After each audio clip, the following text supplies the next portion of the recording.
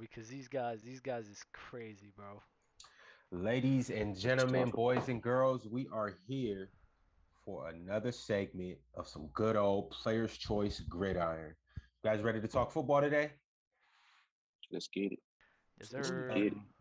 Yes, You sir. know, Is the chat ready to talk football today? That's what I want to know.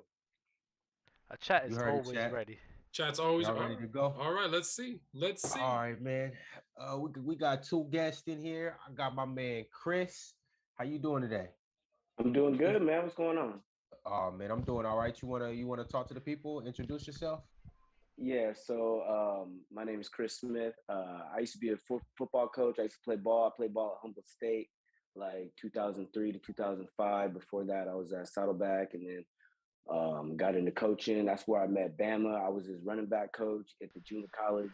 Kind of put him up on game a little bit back in the day, and now I'm just living two kids and a wife. Just living the life right now, chilling. That's what's up. That's what's up.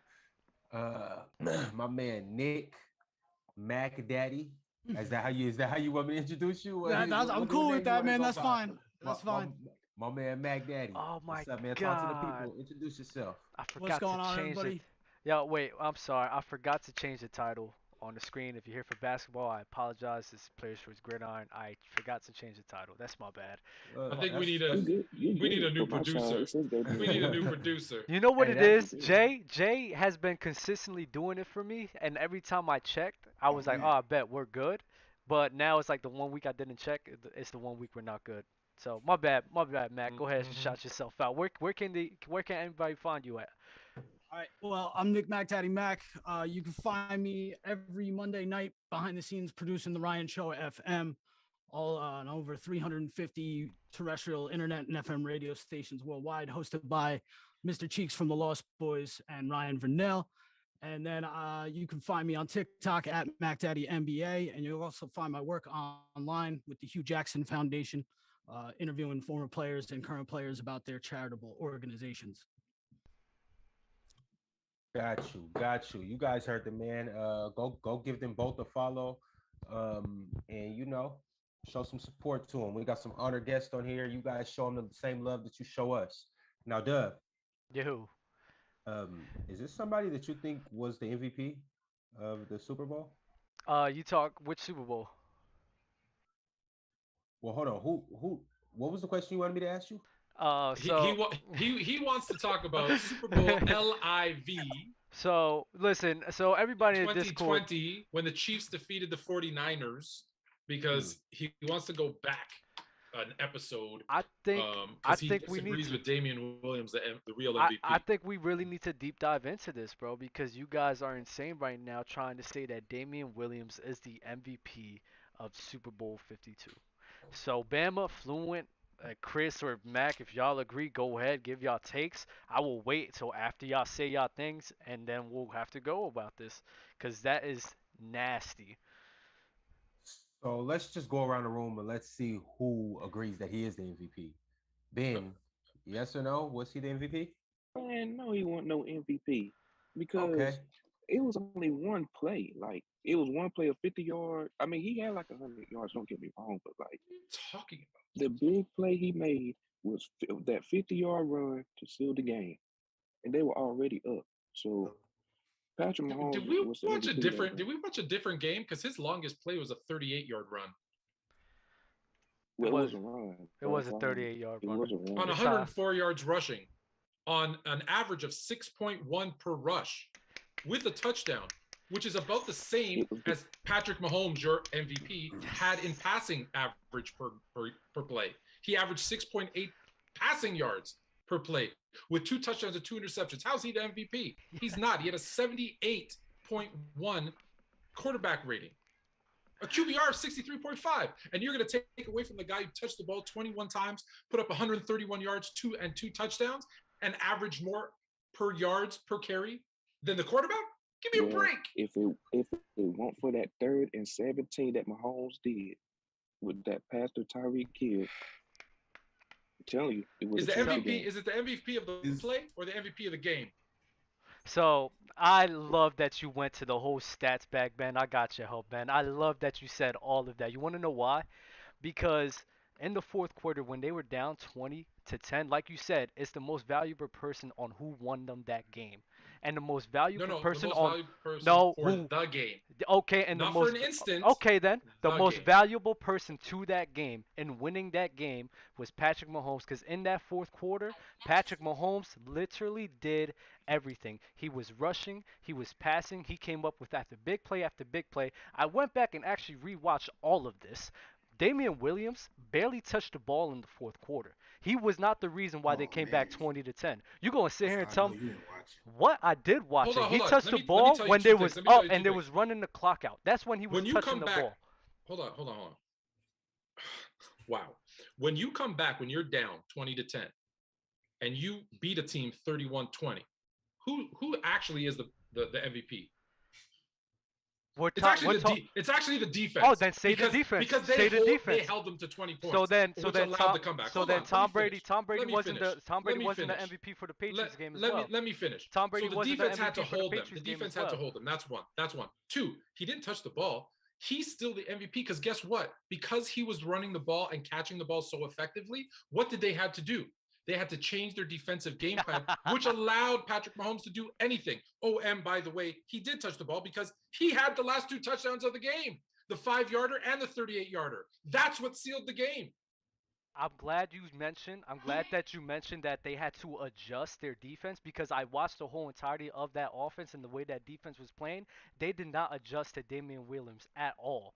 At all. They played the same exact defense, a 4-3 defense. They didn't pinch their D line. They didn't pinch their linebackers at all. They literally was spread apart the whole entire game because they were playing the pass. So don't sit here and say they adjusted the defense to Damian Williams because It they did not. That's wasn't. just a lie. Stop. That's a lie. The Niners, that's just how That's the a Niners play. lie. They play bully ball. Like that's bully ball. They not going to adjust. That's who the Niners are. That's why they able to beat those finesse teams. So the Chiefs did what you're supposed to do. Punch him in the mouth. Run right at him. Damian Williams picked up crucial first downs on third down, first down to keep them momentum. It's a lot of times Patrick Mahomes had to get bailed out by that defense. One of Patrick Mahomes' touchdowns came down near the goal line from them over pursuing on Damian Williams of option play. Patrick Mahomes open. They played off of each other. But Damian Williams producing out the backfield with 6 yards of carry. That's basically a first down every time he touches the ball twice. That's a first down. That is a lot more pressure. That makes the defense play more honest than what they would normally have to play versus if you didn't have that. So Patrick Mahomes is able to go out there and turn the ball over twice in the second half, 2 crucial turnovers. Defense give him the ball back. Now you got the run game to lean back on to help you keep the little small lead, which you do have, because I'm trying to tell you, if it was in his hands, he would have threw the game away just like he threw it away against the Cincinnati Bengals. I'm gonna pause you there right now. If you going off of the defense was the MVP, then Tom Brady did not deserve it. Whoa. Running back. I have to go all of this. I have to go over all this because y'all said a lot. If you want to say the Patriots, if you want to sit here and try to give credit for the defense, then you have to keep that same energy when the Patriots came back 28-3. That's number one. Number two. Now, when you talk about those key first downs that Damian Williams had, a lot of those first downs came from Patrick Mahomes, and it was a QB option. Either he was going to run the ball, he was going to toss it back to Damian Williams. That happened 2 times. There was also a key first down that came in the goal line where they literally ran a trick play where Damian Williams was ran in the fullback position. They schemed him up for a trick play to get that first down. So, if you guys really going to sit here and try to sit here and say that Damian Williams was the true X factor for that game, or the most important person to that team, it's completely false. It's completely false. And then you said that the defense production matters, right? Wait. You said that the defense, that Patrick Mahomes turned over the ball 2 times, the defense stopped them both times. They did not. They scored on one of those possessions. They scored on one of those possessions. You know, just don't forget, since it's 2-22-22, let's talk about Patrick Mahomes. 2 touchdowns, 2 interceptions, and 2 fumbles. He's very lucky that they recovered those 2 fumbles. Yeah. He did not have a good game. You talking about the he did 49ers not have a good game. You talking about the 49ers game? Oh, yeah, I'm talking about the 49ers game. That's okay. Yeah. He did a turnover ball. Guess what? Those 2 turnovers he had, one of them resulted in an interception, and one of them the defense actually did stop him. So don't say that the defense bailed him out when they scored in one of those interceptions. The defense absolutely bailed him out because after they scored their 20th point, they didn't score again. That not bailed him out. Let me rephrase that. Thank you. Anytime there's a comeback, and the other team doesn't score again, you better give your defense their credit. And who is most credited for that win, or who should be? Damien Williams. And that defense for holding them. Situational defense matters. Why is it Damien Williams when Patrick Mahomes is the sole reason best why player they on the came field. back? Why? No, he was not. He was not the best player when it was down 20-10. They was not. He was not. He barely got the ball fluent. He got the ball on the pass. Somebody barely had the ball. He barely got the ball. You said you watched All it. right, fellas, I hold did on, watch fellas. it. Time He out, barely time got out, the time ball. out. Time out. Hold on. All right. That was okay. That was Right. cool. That was we got off to a fast start. I like this. I love everybody's energy. First off, I want to shout out my man Garp the Fisted in the chat. I want to shout out my man J Bills 24. Shout out my man J Rock. Also shout out G Baby. You know he's an honored guest up here. Speaking of guests, Wait, Black Daddy, is it any? Hold on, listen, man. We got guests in the house. My bad. Sick of you talking about Patrick Mahomes. Now you got my son. When you down 20-10, are you gonna run the ball? Look. I know LaRon was getting ready to ask me, but look. Go ahead, Mac. This isn't the first time it has been questioned that a quarterback won a Super Bowl MVP. Listen, I'm a Giants fan. When the Giants beat the Patriots when they were undefeated in the Super Bowl, I didn't really think Eli Manning deserved that MVP, but he won it because I thought it should have went, like we're saying, to the defense. Justin Tuck probably should have won Super Bowl MVP that year. I think he sacked Brady 3 times. You know, and the defense changed the entire course of that game. This is definitely not the first time it's been questioned. I'm not saying Patrick Mahomes didn't deserve MVP, but there's definitely, you can't deny that there's a case for Damien Williams. There is a case. Got you. Chris, do you think, and you could touch down on this too, but I also got another question for you. Do you think that defenses get heavily overlooked when it comes to these type of situations, MVPs and whatnot? Well, I mean, you can't send the whole defense to Disneyland. You know, you can't really you can't send the whole defense to Disneyland. That's kind of what it comes down to. And I think when you really look at it, Ty goes to the most popular guy. You know, so because I mean, it's a promotional thing too. So they're looking at it like, oh, we want this to be a big deal. We want them to actually care about it. You know, we want the name. So if it comes down to 2 guys, I think generally it's going to go to the name. But also with that, I think like almost every Super Bowl has like some no-name guy step up in it, you know, because every team's so prepared for everything that they've been doing. They've been spent 2 weeks going over the last 2 years of football. You know, it's always some other guy that happens to pop up or pop off. And as long as, you know, like Patrick Mahomes has a decent enough game, you know, they're looking usually for that popular guy. They don't want to send, you know, the 3rd string running back to the Super Bowl or to Disneyland, you know, for the parade. And everybody's like, well, we ain't gonna see, you know, that's just at least, you know, how I feel about it. Got you. So did good point. Patrick Mahomes deserve that? Oh, deserved? I mean, that's another question. But I mean, I'm a running back guy. My dude had, like you said, 104 yards on 17 carries with, with a touchdown. He had a game, but I think also that's a product of what Patrick Mahomes is and how dangerous he was to just let loose if they don't play for the pass, that doesn't happen. And, if Patrick Mahomes isn't there, he's not pulling off 6 yards of carry if they're looking to stop the run. Got you. Bama, Dub, do you guys still have some more beef with this topic? I love what Chris said. Dub's the only one that's blinded by his love for Patrick Mahomes and Jordan Mahomes and the Mrs. Mahomes. And it's just facts. It's just all the Mahomeses. He wants to dance on the field with them. You was the main guy that said that, oh yeah, Damien Williams running the ball is what opened up the passing, where Chris just highlighted that wasn't the case. The threat that Patrick Mahomes is what caused Damien Williams to be able to do that. Because that's what the defense was playing. Who had the better game? Oh, now you're changing the context. No, because we're talking about the MVP. It's not the MVP is who played better, and that was Damien Williams. You were talking about what he did. Out of the halftime, they were 10-10. San Francisco scores a field goal. What does Patrick Mahomes do? Interception. Touchdown for San Francisco. Yes, what does Patrick Mahomes? Hold on. What does Patrick Mahomes follow that up with? Interception. Yeah. Defense stops them. Then the defense stops them. They get a punt, and he throws a touchdown to Kelsey. What happens next? The defense holds them again, and they punt. Damien Williams scores a touchdown. They lose on 4 downs. Who does it again? Damien Williams scores another touchdown and wins them the game. So yeah, maybe it was Patrick Mahomes, Travis Kelsey, the threat of Tyreek Hill. It doesn't matter, or the scheme that you want to.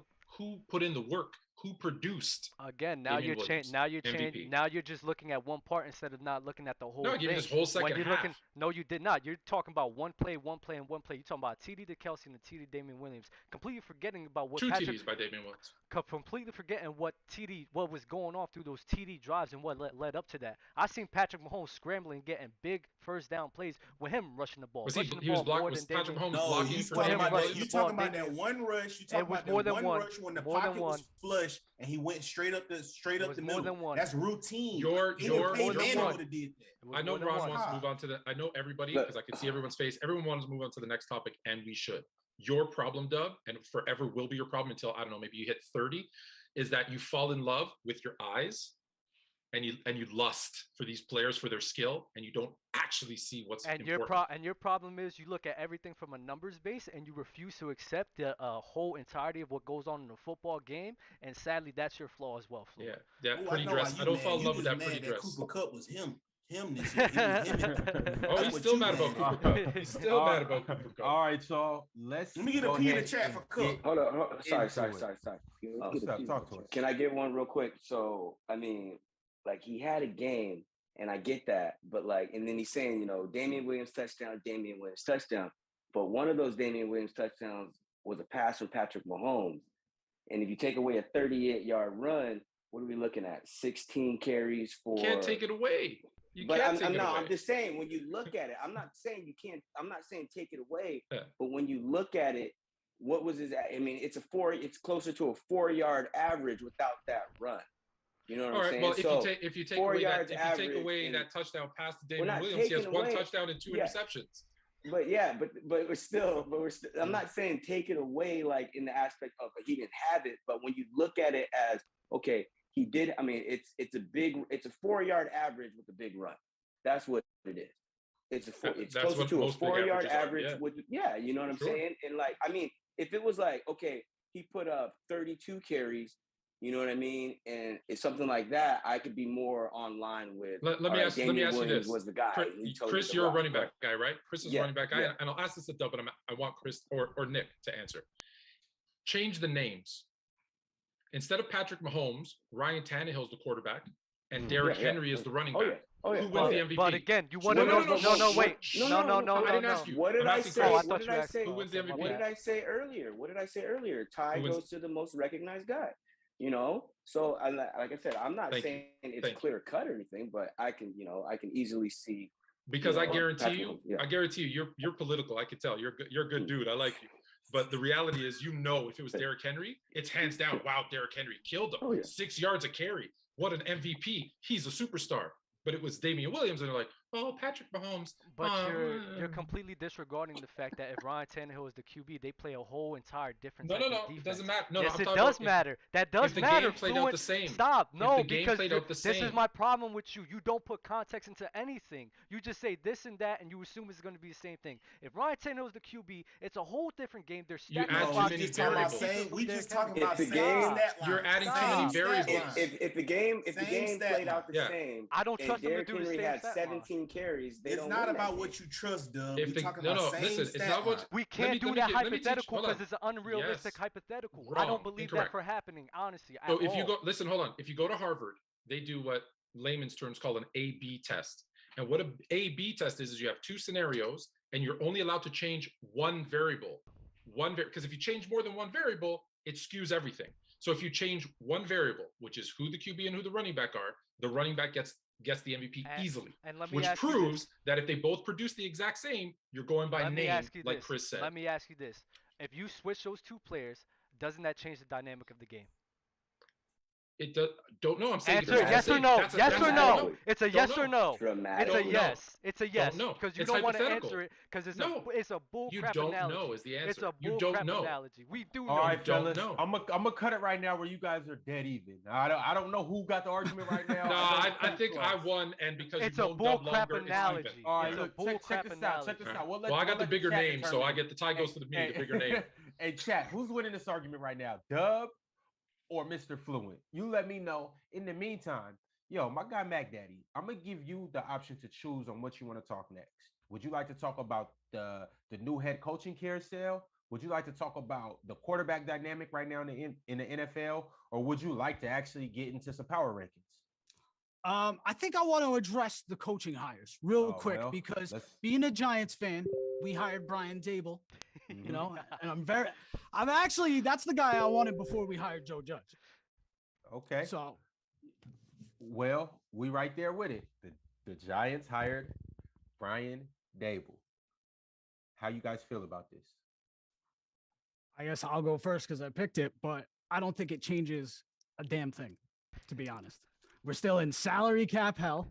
We still have Daniel Jones, who I'm sorry, I'm giving up on him. I mean, yeah, he's exciting with his legs every once in a while, but usually it ends up in an injury that knocks him out for the rest of the season. No offensive line. We probably won't address it in the draft again. We'll probably draft another wide receiver for no reason, like we did Kadarius Toney, and then not use him and not scheme for him at all.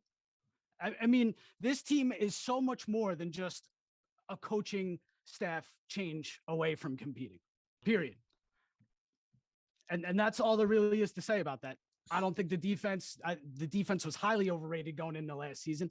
I remember everybody saying, including myself, oh, this Giants defense, easily top 10. They got shredded by Teddy Bridgewater right out the gate. And then that set the catalyst for the rest of the season. So as a Giants fan, I'm not happy about the hire because for me, it doesn't change anything. Okay. By the way, Mac Daddy, I'm a big Giants guy too. Love Eli Manning, one of my favorite players. But check this out. So I want to ask you. You got your new head coach, right? What's the best thing he can do for the team as of right now? I mean, everybody, you know, they seem to want to give Brian Dable the credit for the improvement in Josh Allen, right? That's the big thing you hear. That's the reason they brought him in is because he could work with Daniel Jones. I think that's if he's going to make an impression on me, I need to see substantial, not a little bit. I need to see substantial improvement in Daniel Jones's play for any kind of impression, you know. And listen, you got to give a coach a little bit of time. You got to allow him to get that locker room. Hopefully he gets it during training camp, but we all know that it takes a little longer than that, of course. So, you know, the first signs of struggle, how's Dable and the staff going to handle it? Because Joe Judge, we know pretty publicly that he did not handle obstacles well. He did not handle pressure very well at all. A la QB sneak on 3rd and 9 from your own 4. So, yeah, you really are. I'm an Eagles fan if you didn't know. So it's like, I feel your pain. I think Brian DeBoer is actually a great improvement. I think if they give him time, like you said, he could make some things happen with that But team. it's New York. Time is of the essence. And yeah, that is, and they're too quick to give up on guys. It's gonna be a process, and you guys could figure it out. But like you said, they got to give him time. You can't even ask them boys what time it is out there. Ooh-wee. Them boys be on the go. Okay, fellas, I'm going to get into one of the nastiest coaching situations that happened over this last season. We're going to talk about the Jacksonville Jaguars right now. Urban Meyer said on his tenure in Jacksonville, it was the worst experience I've ever had in my professional lifetime. Mr. Fluent, would you like to speak on this? I was about to name drop who I was on the phone with, but I won't. Let me say this. No. Do it. Janet Jackson. Because you wouldn't have brought it up if you didn't want to name drop. Yeah, come on. Now you got to do it. It's actually because we're talking. It's because he's going to be on my other show to talk about the coaching hires, which is, anyways. Oh, I know. So how ironic. No, not him actually. You should have just put him on speaker. We're talking about it right now. Right? You know what? I should have. My bad. Anyways, so here's the problem with Jacksonville. Urban Meyer was the worst thing that happened to Jacksonville. So him saying it's the worst experience of his life, I think it's the Jaguars' worst experience to have to deal with his just idiocy. He's a moron. I don't care what he did in the past in college. He is not an NFL coach. The fact that he brought in Tim Tebow to sell some tickets, or because, I don't know, he feels like that's his son, because he brought in an abusive, racist trainer. Like, just his ego is so massive.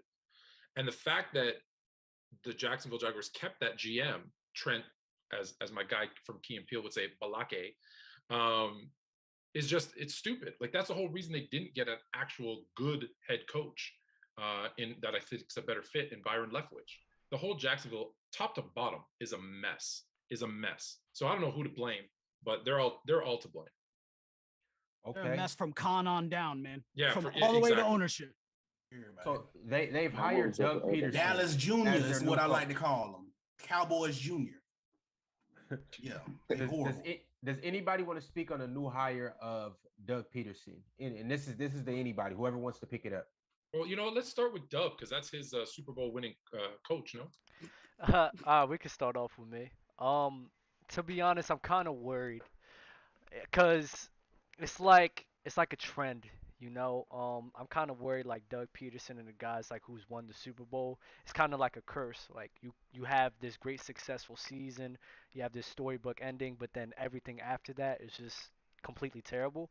Now, I'm not saying that is going to happen with Doug Peterson. I hope not. I do like, on paper it does look well, but I just get this curse type feeling that that's what's going to happen with Doug Peterson. I mean, look what's happening with Carson Wentz and all them guys. But I mean, on paper it is a good hire. I'm not going to be mad about that. But that kind of superstition I have kind of scares me. How about you, Chris? What's happening with Carson Wentz? I don't even think Carson Wentz had an MVP season.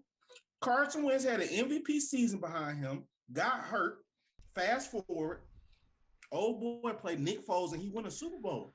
That's quarterback heaven. That's what the young quarterback need. They're gonna need a quarterback. He's gonna need a quarterback whisperer. Somebody that's gonna have an easy offense that know how to ease him into the game. Because what Urban Meyer was doing was really about to make that boy be a bust. One game he'll have 54 passing attempts. Then the next game he'll have 17. Then he'll make him throw the ball 46 times. Then he'll make him throw it 54 times more. Terrible play call. Bro, you a rook. You ease them boys in. Them boys don't need to go no more over 25 pass attempts.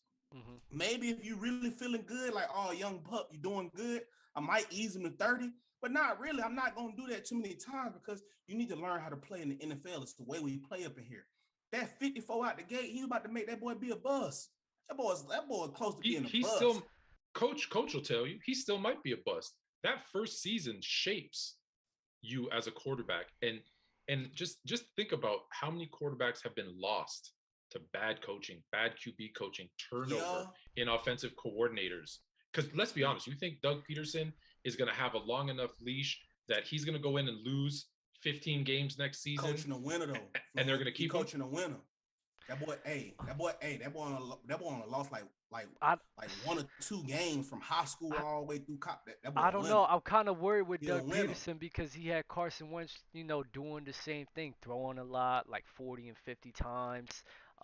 When really, like, what led us to a Super Bowl was our rushing attack with Jay Ajayi and Corey Clement and who was Darren Sproles, and he just went away from that. So I just hope that the same thing doesn't happen with Zach Wilson. Don't forget your defense. You always forget the defense. Our defense was great. Our defense was great as well.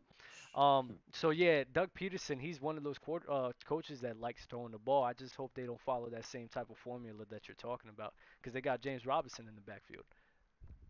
Okay, Chris, Ben, would you guys like to tap in on the Jaguars, or would you like to move on? Yeah, I think it's actually. I think it's a nice situation for Doug Peterson.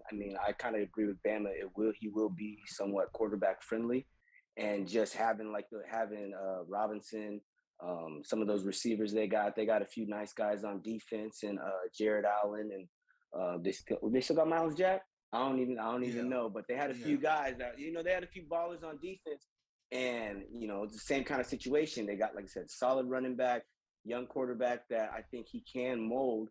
It's a good situation for him. And then, like you're saying, he has a Super Bowl, so he will get a little bit of leeway, where like somebody coming in, maybe Byron Leftwich might not have gotten, the same amount of time, with the young quarterback that he's got a Super Bowl. So the fans might be more willing to give him 3 years.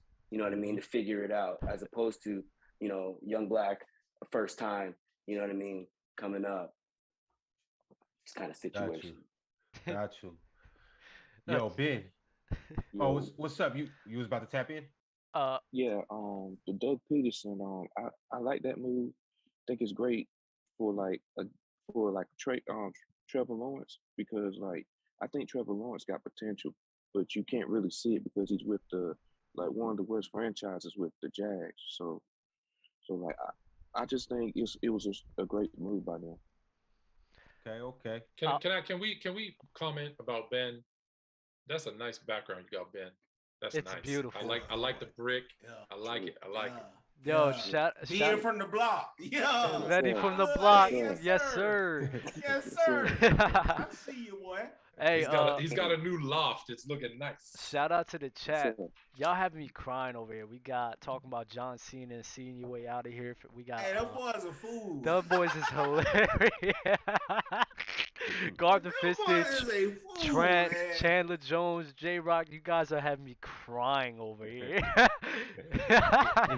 If you guys are watching live on YouTube or if you're watching the show later on, just know that it's nothing like a live experience on Twitch. In this Man. chat, it's always instant comedy, instant entertainment. What we got going on up here is almost secondary to what the chat got going on. That's So if fact. We got the livest chat on YouTube, Twitch, all of that. I'll chat live. What?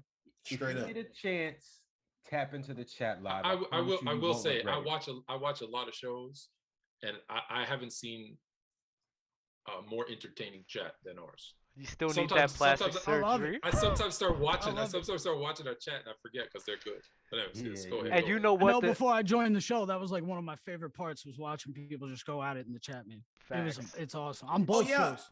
Oh, quick to add on. My boy Gabe brought up something I almost forgot. Don't forget the Jaguars adding Travis Etienne back too. Ooh. That's right.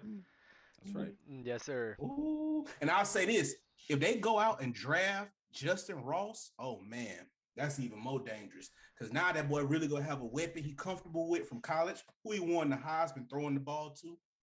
I don't know. We saw what Joe Burrow do when he get his guy. Mm-hmm.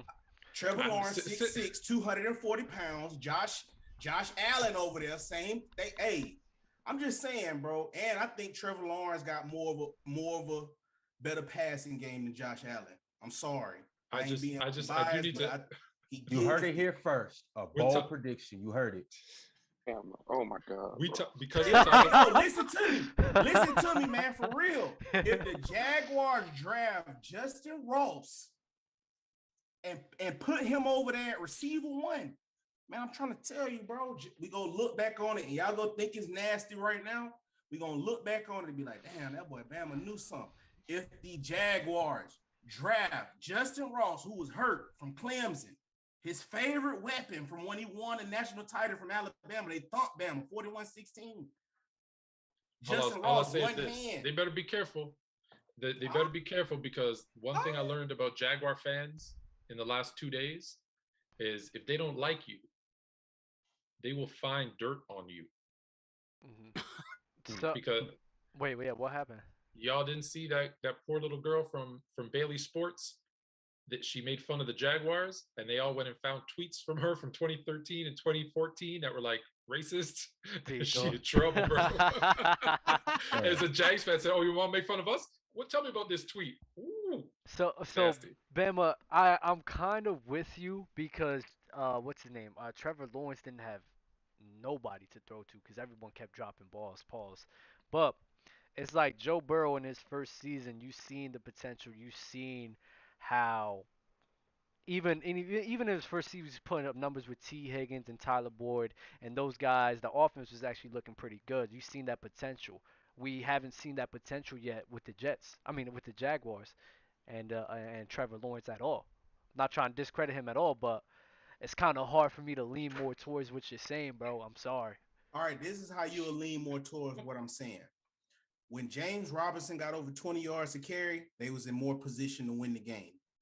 Just because Urban Meyer felt like he only rushed him once or twice a game, and they lose, they get blew out, all those different type of things. He went over 100 yards, I believe, versus the Buffalo Bills. They won that game like 9-6 or something like that. That shows like right there, they have the potential to beat top tier team in their division. So that show right there, they just might be a coach or somewhere. I don't know. Like I said, my bold prediction is this right here. I'm gonna say it one more time for the people in the back, and that's gonna see this 3-4 days after this. If the Jaguars draft Justin Ross, 6'3" from Phoenix City, Alabama, right? Went to Clemson, said no to Alabama. He went to Clemson. Won a national championship by catching one-handed passes on top of defenders' heads with his quarterback, Trevor Lawrence. If he goes over there with reunite, same way Jamar Chase and Joe Burrow did that, Captain Planet shit they did. Mm-hmm. If he goes over there and do that, I'm trying to tell you, bro, we're going to look back on it, and I guarantee he's going to be one of the baddest quarterbacks in the AFC, and that's even with Tua in there. All right. We got 7 more coaches. We might be here for 7 hours. Whoa. We got 7 more coaches. Yo, Bama, that wouldn't have anything to do with Ross being from, Bama, would it? I'm more biased to players that went to Bama. No. He's from Bama, but okay. I don't care. Got you. All right, so our next coach, the Vikings have hired Kevin O'Connell. W. Big W. Big W. Speak on it, Mac Daddy and Ben. Explain to us why. Go ahead. We've seen what Kevin McConnell can do with a dynamic offense, and I think the Minnesota Vikings have a dynamic offense. Of course, I think Dalvin Cook, Justin Jefferson, Adam Thielen, get the right offensive-minded coach around them. It was Zimmer's time to go. We all knew that. It was beyond Zimmer's time to go, in my opinion. Honestly, Zimmer should have been gone, 3-4 years ago? They get being real about it. Did Minnesota get a new quarterback? No, but I'm a little probably a little higher on Cousins. Papa Perk 30. They like a quarterback away. No prime time Cousins. Yeah, no. Kellen Mond. It's good. It's a good hire, but I'm just saying. I know it's a good hire. You're right. We've seen quarterbacks change around with new coaching hires. We've seen it happen before. Now, he's a little too old to change. Yeah, that's what I was getting at. Now, if Kirk Cousins can do it at his age, God bless him. But I'm still excited to see what he can bring to the table for Dalvin Cook, for Justin Jefferson, for Adam Thielen, because Mike Zimmer wasn't doing it. Kirk. Wait, hold up. Gabe Ward's saying Kirk he's not even that bad. Kirk is not even. He's right. He's not that bad. He's also not that good. You know what's crazy? The way you view Matthew Stafford, that's how I look at Kirk Cousins. That's exactly how I look at Kirk Cousins. He's just an empty stat guy, bro. It's bad. It's just he doesn't ooh me, doesn't awe me. It's like he doesn't handle high pressure situations well. It's like his stats don't amount to anything. Yeah, at all. Like Dak Prescott. Like hey, Ron, you might want to mark this down. 2-22-22. Me and Dub agree. That's nasty. That's nasty right there. But yeah, they're like a quarterback away, man. They are quarterback away. They get Kellen Mond. I want Deshaun Watson over there, man.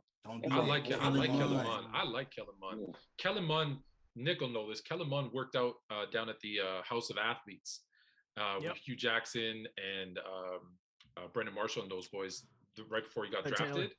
And Hugh was like, dude, this guy can play. So I trust him more than I trust, a lot of other people. So when he said this guy could play, I think Kellen Mond, I think we might be sleeping on Kellen Mond a little bit. I mean, Jimbo Fisher is known for being a quarterback whisperer. And when he went over to Texas A&M, he didn't get rid of Kellen Mond. He kept him. So I got to go with, Jimbo Fisher track record knowing quarterback. So I think, man, if they develop that young man, he's sitting out a little bit. Same thing with the Niners did with Trey Lance. It might have some cooking over there. Like I said, if you don't think Justin Jefferson could have got 347 yards off 38 receptions and 2 more touchdowns to have more than 16 touchdowns, you're drunk, boy. You're drunk. Trent says Kellen Mond is butt. I'm sorry. Yo, Chris, you got any response to any response to anybody up here? Anything they said, or just thoughts on the Vikings' new head coaching situation? Oh no. I'm like I said, if Kurt's gonna be there, it's gonna be the same thing. I mean, now if like can this guy set the offense up to make some easy throws and easy decisions, then yeah, Kirk can be successful. But like if this guy's gonna come in and try to make Kirk, be the reason you win the game, then no, it's not gonna change anything. Okay, got you. The Dolphins hire Mike McDaniel as their new head coach. Hey, Bama. That's your cousin. That's your cousin. This guy is lit. That's your cousin. Talk to us. We're Talk gonna to have us. to get this to a bag. Yeah, we got a bozo up out of there. First thing he said, they had him on the chat. Hey, man, I believe in you. Hey, man, that's all I need to hear, bro. I don't even need to watch this video no more. The next thing he said, put Jalen Waddle in your fantasy football draft, ladies and gentlemen. Oh, man, now he really got me buzzing. Then we go to the next thing he said. We're going to protect Tua with the run. Oh, man. The run? The most dangerous thing is the running game important? Hey, if you listen to Dub, probably not. If you listen to a lot of probably not. All of them boys, you ask Bolster got up on here, you ask him, probably not. But listen here, if it ain't broke, don't fix it. The run was never broke. We just wanted to sell tickets. It was never broke. Bama, can I ask you something? Ask me. Talk to me. Let's see. Talk to me. I'm going to make another bold statement. Hold on real quick. I'm going to make one more bold statement. If Amari Cooper go over to Miami, come back home, because I know you're homesick. Come back home, Amari. Come back home.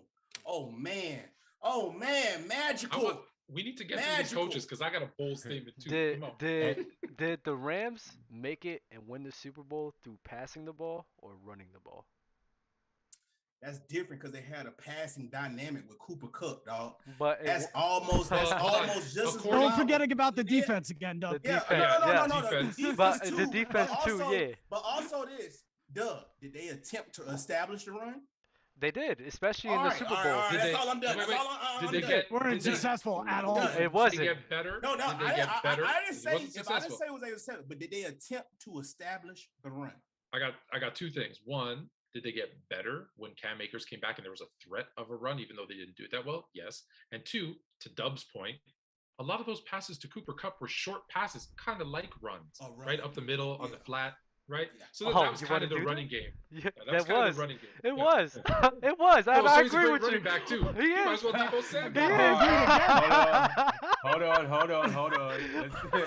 Let's get to our next coach. Lord, we're seeing eye to eye, bro. You're finally Miami here, Dolphins, bro. W high with Mike McDaniel. Good hire. Mike McDaniel, we got younger. That's what we need. It's either we gonna have to have an old coach that's willing to adapt, or we're gonna have to get younger. We got somebody younger and a coach that actually believed into it, that wasn't trying to shop him in the middle of the season for Deshaun Watson and all of that.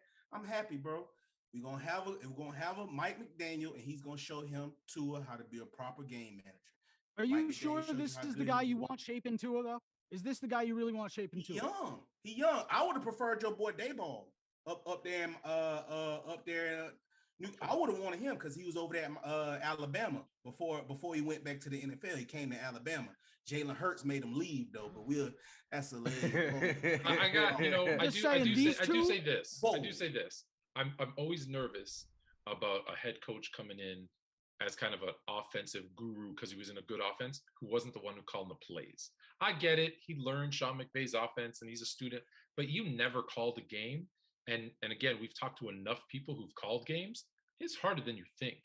And so the fact he's never done that makes me a little nervous about that. So we'll see. We'll see if he can translate that knowledge onto the field. Here's my thing. This next year or two, this is make it or break it for Tua as far as being in Miami, maybe even a starter. Don't know at all. But is this the guy? Is this the guy for the next season or two that you want shaping Tua? In like pretty much in command of Tua's career in Miami. We not finna do this, bro. We not finna. No, I think we got a little bit. I think we got some time. Let's do it. Hey, does anybody else want to go because my blood pressure just went up? People talking. Yeah, real quick, just to the point of calling plays. I mean, yeah, I've never called plays at that level, but it's not that hard. I mean, you know, like the first time, I mean, like I'm saying, like I said, like the highest I've ever called plays was at like a junior college football level. But, you know, like you get, you know, you got yourself your script, you got all the plays you run. And I mean, you playing Madden for the most part. You really out there like, okay, let me try this. I mean, you know, like you set up a script. For the most part, you set like your first 15 to kind of see what works, what doesn't work. And then you out there looking at it like, okay, now I want to start getting into some of my little, you know, whatever I got planned up, whatever I got in mind. You know, I start seeing what the defense is doing. You out there looking at what they're doing. Oh, they giving me cover 3 all day. Okay, I got my cover 3 beaters. You know, oh, they're giving me cover 2. Okay, oh, this is what we're going to do. Now you start talking to your quarterback. This is what we're going to do if they come out man against us. And if they not, this is what we got in that, you know. You start getting, I mean, and as you go, it just starts getting comfortable. I don't think it'll be an issue for a guy to come in and call plays just because he hasn't. You know, he'll get in there and like he'll call plays in practice. You'll call plays. Like I said, I'm curious to see. I'm not saying he can't. I'm saying I'm curious to see how it works out. Because listen, I know you say it's not that. I know you say it's not that hard. I think it is. Yeah. Because if it was that easy, there'd be a lot more people who are better at it. Yeah, I mean, I think too, but like we're getting back into like what is the league? It's a circle, and a lot of it is like how do cats get in the league? Some of these cats are, oh, my dad was a coach, you know, didn't actually play, maybe not play at that level, and you know, are in there because they knew somebody who knew somebody who knew somebody. What I'm saying is, like, I think the big issue will be like clock management, you know, those types of things when he's calling timeouts and you know, decision making. Those decisions will be the big issue early on. Calling plays, I mean, he'll throw something out there. You know, will it work? Is it calling a quarterback draw with 14 seconds yeah, left? exactly. Exactly. Just to let the chat know, this is a coach. This is another coach that we brought along. So, you know, we just this is my coach. Know. This is the dude that taught me how to see the field. Like I was a dummy. Like I came to him. Like I should call him Football for Dummies. You remember that little book for dummies? Yeah. Like for real. That was Coach Chris. Like, man, I bullshit y'all boys not, man. Like I was scared to run that rock before I met Coach Chris. Man, that boy broke that thing down. So, like, man, that boy, like, I owe Coach Chris everything. He was the only reason I was able to move on to the next level and go play football and be okay out there. This dude right here, man, like, for real, right, bro. Like, that man broke the So, speaking of the chat. Yeah, come on, because I'm hyped. Y'all boys really got me hyped. When y'all talk about my cousin, bro, like, I'll be about to lose it. Like, y'all. That's why I'm trying to calm you down with a little talk about the chat. So, one, no, this is Gridiron. We talk football, no baseball. 2, hey, Dub, there was a comment that maybe we should have nameplates for the new people who come in for the first time. I think that's a great idea because we have a lot of new viewers because we're the best damn show on Twitch and YouTube. And then number 3, there's been a couple of comments how it's kind of nasty or a little bit more toxic when you and I agree. So we might need to stop that. We do need to stop that. And hopefully when I say this, we will. Right. Part of being I think we may agree though. Going to what Chris was saying about being a head coach and calling Madden plays, I think a very underrated part in being a coach is understanding your personnel, understand how to work with them, with their talent and their personalities, you know? So I believe, like you said, there's a lot of people put in those positions who have no idea of how to handle people, have no idea how to handle people's talents, which also puts them in a bad position to succeed. I just wanted to point that out there and what you were saying about coaching. Okay, fellas. Can I real quick with that? Yeah, what's up? Just along with that, I think, you know, as like a coach, you know, especially like a coach that didn't play, didn't come, I mean, maybe not, you know, didn't play at that level, he probably came in low ball, low man, dealing with millionaires all the time. So I think he's probably got a good understanding of how to deal with these people, at least like in a position where he had to deal with them not being above them in any way. You know, we're like the Urban Meyer situation. He came from college where college coaches, you know, the totem, you know, the poll is like college coaches is way up here. They got control over you. You ain't got no money. They control how you eat, you know, and then, you know, to go deal with millionaires, it's a little different how you talk to them. You know, you can't talk to the kicker. You can't kick the kicker like that because the kicker making more money, you know, almost as much money as you are, you know. It's a little different. Hey, Chris, you have any coaching advice on how to deal with like 4 knuckleheads? How to keep them in line? Maybe 3. Maybe just 3 knuckleheads. Yeah, I mean, I guess it depends on how bad you need them. Okay. You know what I mean? Well, when I look at Dub, Ron, Ben, and Bama, I need Bama. I need Ben. Ron and Dub, that's what you're talking about. Me dealing with you four, right? Right. So exactly. So when you think about it, it's like your talent level is like the barometer of how much I'm going to deal with. You know, so the more talented they are, the more they can get away with, and then the lower. I mean, it's just how it is. It's life. You know, it's real. So don't you have to set an example with your talented players though, and then also too? Oh yeah. Also, but then if you hold yourself to that same standard, then everything kind of follows suit, right? So you know what I'm saying? If you're holding yourself to that same, I am the example for my players, right? So you know what I'm saying? So if I ask them to be there 5 minutes early, I'm there 10 minutes early. You know what I mean? Yeah. Or whatever. Remember the Last Dance? Remember the Last Dance? Michael Jordan said people said I was really hard on them, but I never asked any of my teammates to do something I wouldn't do myself. Yo, Garb the Fisted, what the hell are you talking about? I'm ducking. I ain't ducking nobody. I've been looking for you for a minute, bro. You better stop playing, bro. Dub versus the world, except for Garb the Fisted. Garb be on his head. Mars was... Yeah, because somebody need to get on y'all head, because first off, no, y'all not finna do this. First off, you going there talking about a dude that broke his hip and his nose. I'm going to tell you this. We saw a created character walk away from the game of football after having his hip broke in Bo Jackson. Created character. You only could use him twice in the game of Tecmo Bowl. Created character in real life. Made a racist white man say he was the next thing closest to God. Okay, that already proves it. Broke his hip. My boy Tua broke his nose and hip. Y'all not finna talk about him like this. Got the best winning record from the quarterbacks that was drafted with him, 13-9. Everybody want to talk about that. Oh. My thing is, winning is a skill, bro. Everybody just don't win. Because if winning wasn't a skill, everybody would be winning. We see it right now. LeBron put up more numbers than Jordan. Go crazy. He rebound. He do all of this more than Jordan. But what Jordan got? 6 rings, no losses. LeBron got 4 wins, 10 losses. What? Shut up. So I'm finna talk to this. My boy is year 2 up off that hip. You see what you did, Mac Daddy?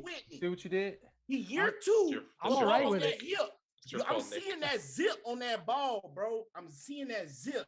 Instead of having a buster that was trying to shop him mid-season, the only quarterback in the NFL that didn't have the C on his jersey, Butter Mayfield had a C on his jersey. Why Tua don't have a C on his jersey? He the quarterback of your team.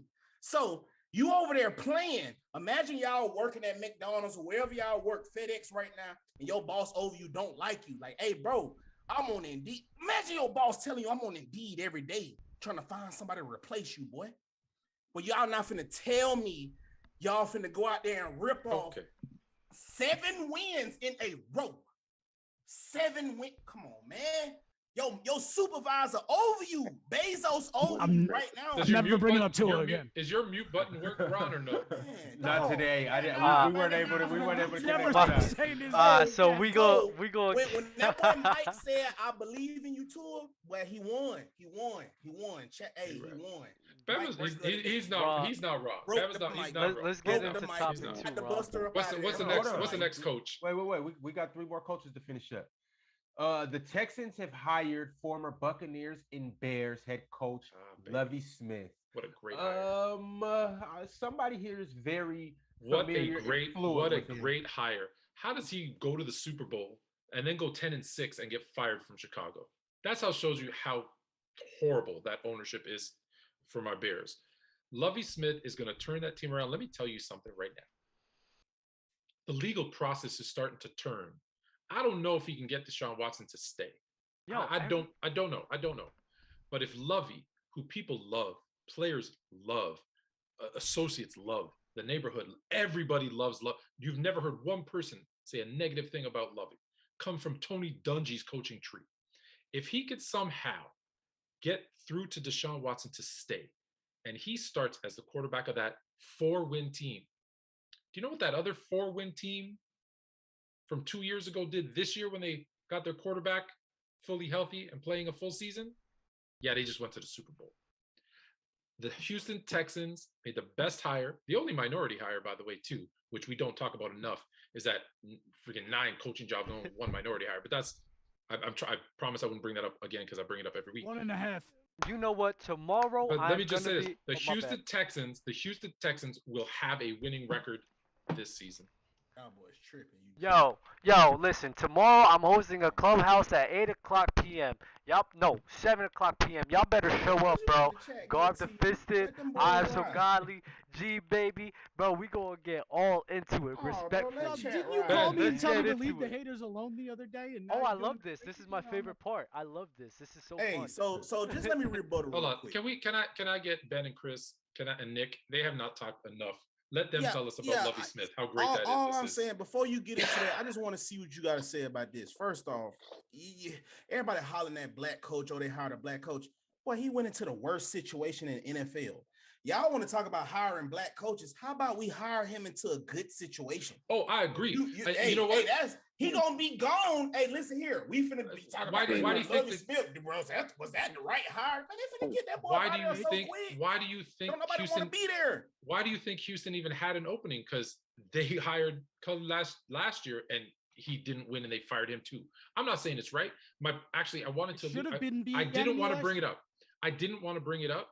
But the whole reason I brought up the hire in Miami, where they hired a coach who didn't call plays, who wasn't the lead offensive guy, is because they tell black coaches, you have to go through these steps. You have to do this, and you have to do this. And if you're going to be an offensive guy, you have to play calls. And that's how you work your way up the ladder. Eric Bieniemy, last time I checked, went to 4 straight AFC championship games. Yes or no? How is he not a coach? Oh, well, he didn't do this right, or his personality.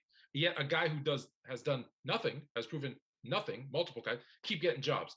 Give me a break. Even New York, I didn't want to bring it up, but again, look at New York. I'm not saying their style is the same, but look at their last 4 coaches that they've been through. What, 4 and 6 years? What is it, 4 and 8 years? How many, Nick? You're a Giants fan? 4 and 6 years. Go look at their pictures. It looks like the same dude, just with a different name at the bottom. You can't tell them apart. Come on, man. Come on, Ben man. McAdoo is the ugliest man in the world, bro. He changed his hairstyle like twice too. That job should have been Eric Bieniemy's last year, and we wouldn't even be in this situation. Deshaun Watson probably plays. Obviously, the other stuff off the field, no one saw that really coming until it came out. But it should have been Eric Bieniemy's job. I think 90% of football fans know it. I don't know if they'll admit it, but it definitely should have been his job. There's been 16 coaching positions in the last 2 years. Out of the 16, 2 black coaches, both to the worst situation, both to the Houston Texans. I tell you what, ridiculous. Deion Sanders is going to be a head coach in the NFL. When 70% of the players, come on. That was just a worse situation, bro. That was it's like a worse situation. Like Deshaun's gone. Yeah, I think he's out of there. Like who? Yeah, and I'm shocked Brandon Cooks is still there. I think he should leave too. That dude's so underrated, but it was a good hire, but it was just the wrong team. Like, not the Texans. That's just that's why I started by saying if he could somehow convince Deshaun Watson to play. Yeah, I'm gonna let you know. I'm gonna let you know. Coach Prime ain't leaving that swag, baby. No. Prime is doing very important HBCU work. ball. He's not just rebuilding. He's not just rebuilding Jackson State. He's rebuilding him and Hugh, our guy Hugh, and Eddie George are rebuilding that entire HBCU. And Coach Maynard over there. Absolutely. I don't want to forget anybody. But those guys are rebuilding. About to be crazy. They're rebuilding a whole thing. Absolutely. I said this a couple of weeks ago. The fact that Coach Jackson got that entire Hugh Jackson got that entire Grambling State team an NIL deal. Every player under scholarship got a deal. Trust me. Largest one in history. Trust me, they're building something. Fellas, we gotta work on getting to an HBCU game this year. Absolutely. We got for sure. We gotta go to the Magic City. We even gotta go to the Magic City Classic. Tony, I think we could get him there. I think we can get you guys some tickets. We going to Grambling State. We're going to Grambling State. We're going to Grambling State. Magic City Classic. Or the Bayou Classic. That's when Grambling plays Southern. Boy, that shit go. That junk go crazy. Hey, them 3 classics, bro. Bama, I go to the Magic City Classic. I ain't coming back. Hey, you ain't gonna see me again. The Magic City Classic lit out there, Birmingham, Alabama. Everybody be out there. Last year we had Jeezy, Gucci, Nicki Minaj. It's funny. You said you ain't going back. No. You're gonna be like me. I don't mean to bring this up again, but I'll say it quickly and then please change the subject. is like when they took me to Freaknik. I don't remember coming back. I woke up back in my house one day, but I don't know how it happened. Hey, we gonna be in my if we go to the Magic City Classic, nah, I'm not going. My city. We going to my folks' club. We go. Hey, I'm not going live. We gonna get cameras trash, on bro. us all night. Nah, we getting trash, bro. We got just down. So you know, we got some good invites. Just so you guys know, we got some good invites. We're gonna go to Grambling State. I don't know, I didn't tell you this, but as we were talking, I got an invite for us to check out to go do a live podcast at UCLA. Ooh, we got some good fire. So, we got some good invites, bro. Okay. Two things I gotta say, Ron. What's up? If you're not part of the Discord and you watch right now, join the Discord. I just hit the Discord up to inform them what's the Clubhouse tomorrow. Everybody in this chat's popping. Please join the Discord. Discord is a great community. Mac, you got no more time, or? I gotta bounce, fellas. Got you, brother. All right. Listen, appreciate you for coming out, bro. Hey. I gotta come back, and we gotta talk about more than coaches. A pleasure as always. Don't forget, if you want a little basketball, you still doing To the Rack with Mac? To the Rack with Mac every Tuesday night, live on YouTube, and Wednesdays on AWSM Radio and AWSMradio.com. Yes, sir, brother. What's up? What can we follow you on so I can follow you right now, fam? At MacDaddy, MacDaddy NBA. This is think about bringing back the football content, though. You guys want me the football content back? Yeah, Mac, you got to. You got to. This is on Instagram or TikTok? This is TikTok. TikTok. On Instagram, you can find me, MacDaddy, The Ryan Show. I already follow you, Ron, by the way. Hit me with that follow back, bro. I got you. Yeah, bro. Player's Choice follows me, but all the hosts don't. Besides Shaq and JD. Ron, you don't know. Ron's upper echelon. He takes a little. You know, he's like this far away from one of those blue check. Madonna. I'm cool with Shaq and JD already. Well, you don't know where this boy gonna end up. 1 minute he in Beijing, the next he's all over the place. In Tulum. All I know is I need that footage when you start busting those people talking trash's asses. I need that footage, Ron. I got you. I'm gonna make sure it's recorded. And, absolutely. I'm gonna give it to you guys both ways, because if it's me tearing somebody up, you definitely gonna see it. If I'm getting tore up, we all gonna sit back and laugh at it. I'm not gonna short you guys. You guys. Yo, let's do. I'm not kidding you. Let's do our one-on-one at UCLA because we got the court. Fool, right? Are you being serious about me and you playing one-on-one? Man, nah. Hey, hell yeah. Play Player's Choice Gridiron. Okay. I got 5 on it, bro. I got 5. Player's Choice Gridiron versus Player's Choice Basketball. And Ron, you got to be on Player's Choice Gridiron. No. Dell's a big boy, yo. I don't 6'8", bro. Bro, man, but it's not gonna go well, bro. Trust me, I'm not. I'm getting bodied. Thank you so much. Dale, when you I'll play them in football. I'll play them in football. Brother. When you watch this, bro, we can go ones. That's how I'm feeling. That's how I'm feeling. Hey, you're back there. Oh, such a you have to run. Okay. All right, y'all. Well, let's get through these next 2 head coaches and let's get a move on it today. I don't care. We got Mike McDaniel. Okay. Out with Sean Payton for the Saints, in with Dennis Allen. Thoughts, comments on this hiring? Sure. Ben, get it out. Here's the thing. I'll let Ben think. Yeah. They'll be last and they fail. Who they got? The problem with the Saints isn't going to be the coaching. They got no quarterback. Alvin Kamara's set to be probably suspended for what happened in Vegas or Vegas, right? Jay Boo ain't no quarterback. So who? Jay Boo. Come on. James. Right. So what do they got? They don't have an elite defense. They won't have a running game. They don't have a quarterback. It doesn't matter what coach goes in there. The only saving grace they have is that the NFC South stinks. Mm-hmm. Just if you think about it, Atlanta's not any good. Tampa Bay depends on who their quarterback is. Right now, it's nobody. Sean Payton took a year off for a reason. Yeah, he's got a plan to go somewhere else. Yeah, exactly. 100%.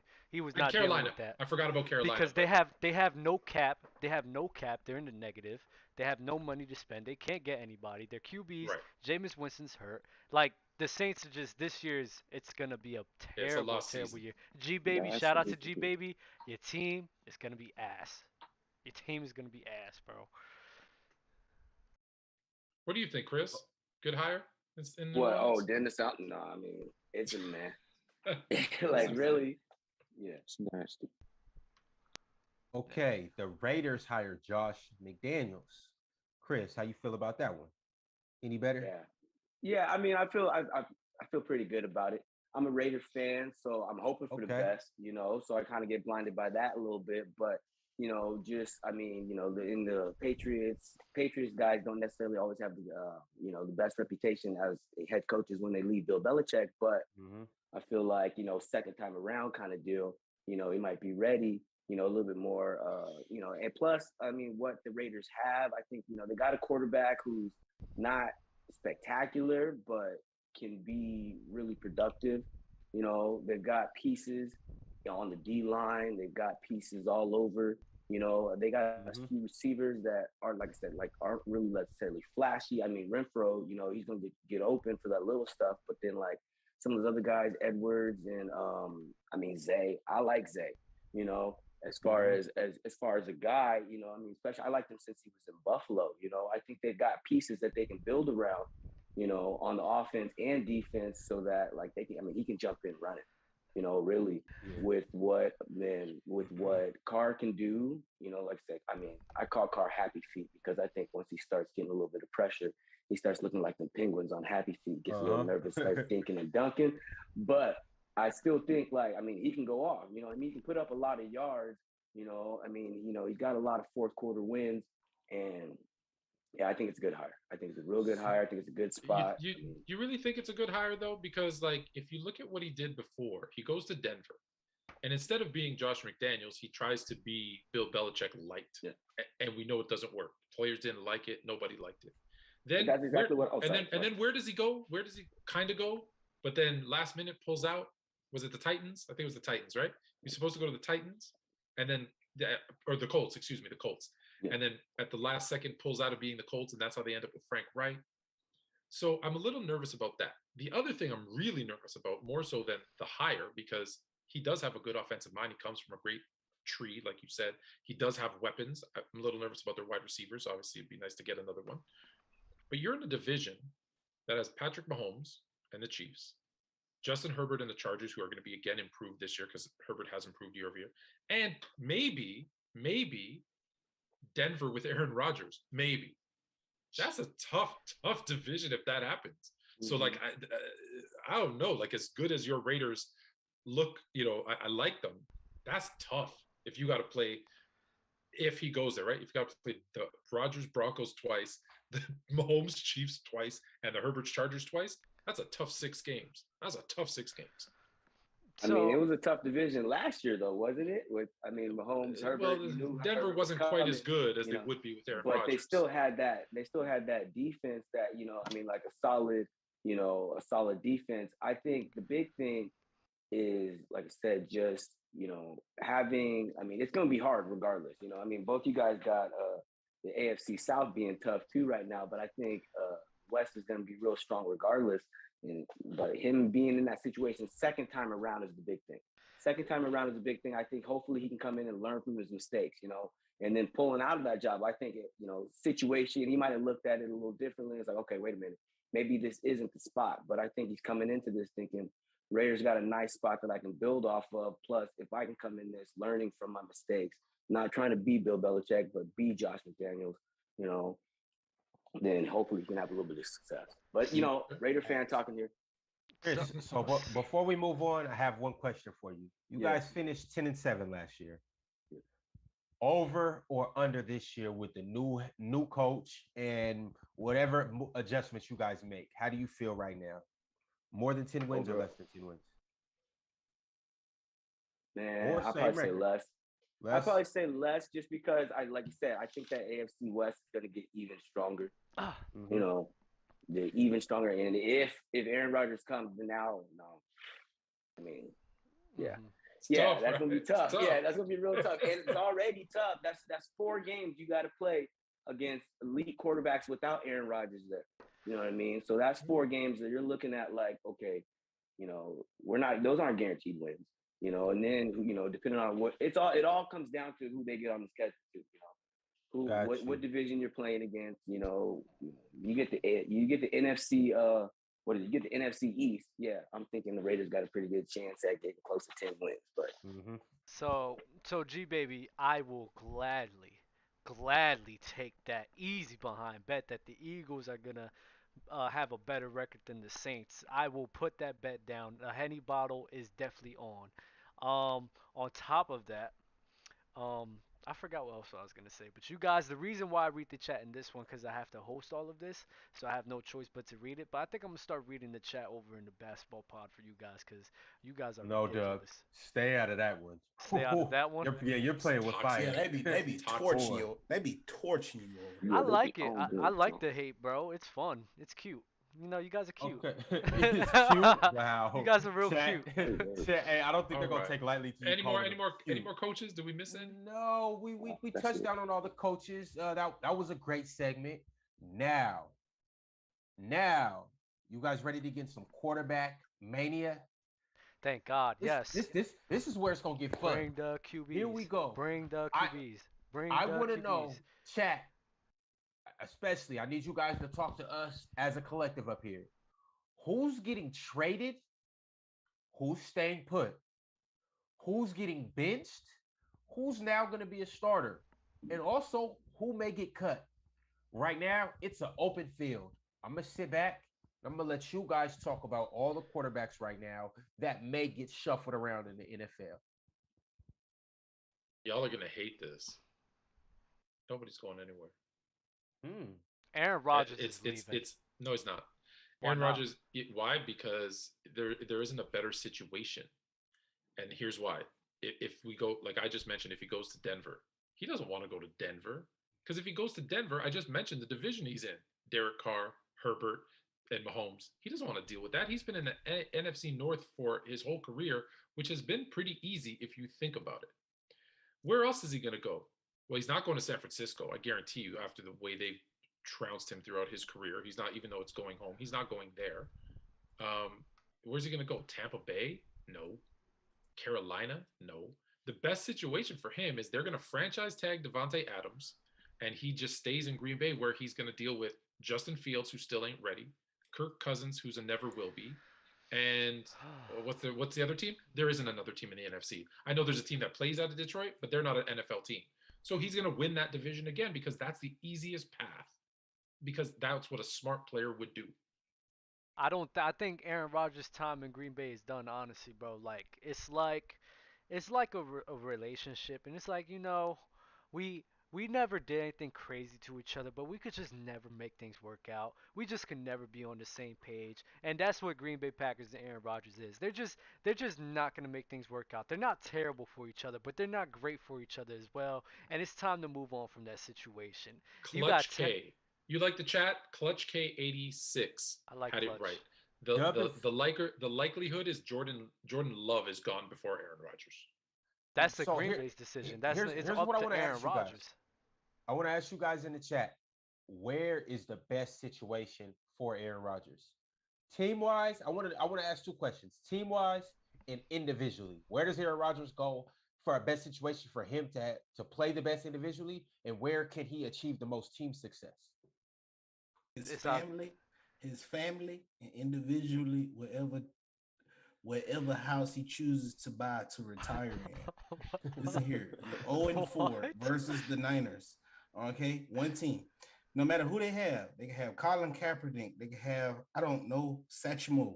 Like, if he see the Niners, it's like, ooh, goes. Get him up out of here, bro. Like, bro, it's time, bro. The best situation is San Francisco. Bro. The best situation is San Francisco. Facts. That's the San Francisco, situation. You got Tennessee, No, you have the it's nobody else. San Francisco is the best because San Francisco is the best situation because the NFC right now is a lot weaker than the AFC.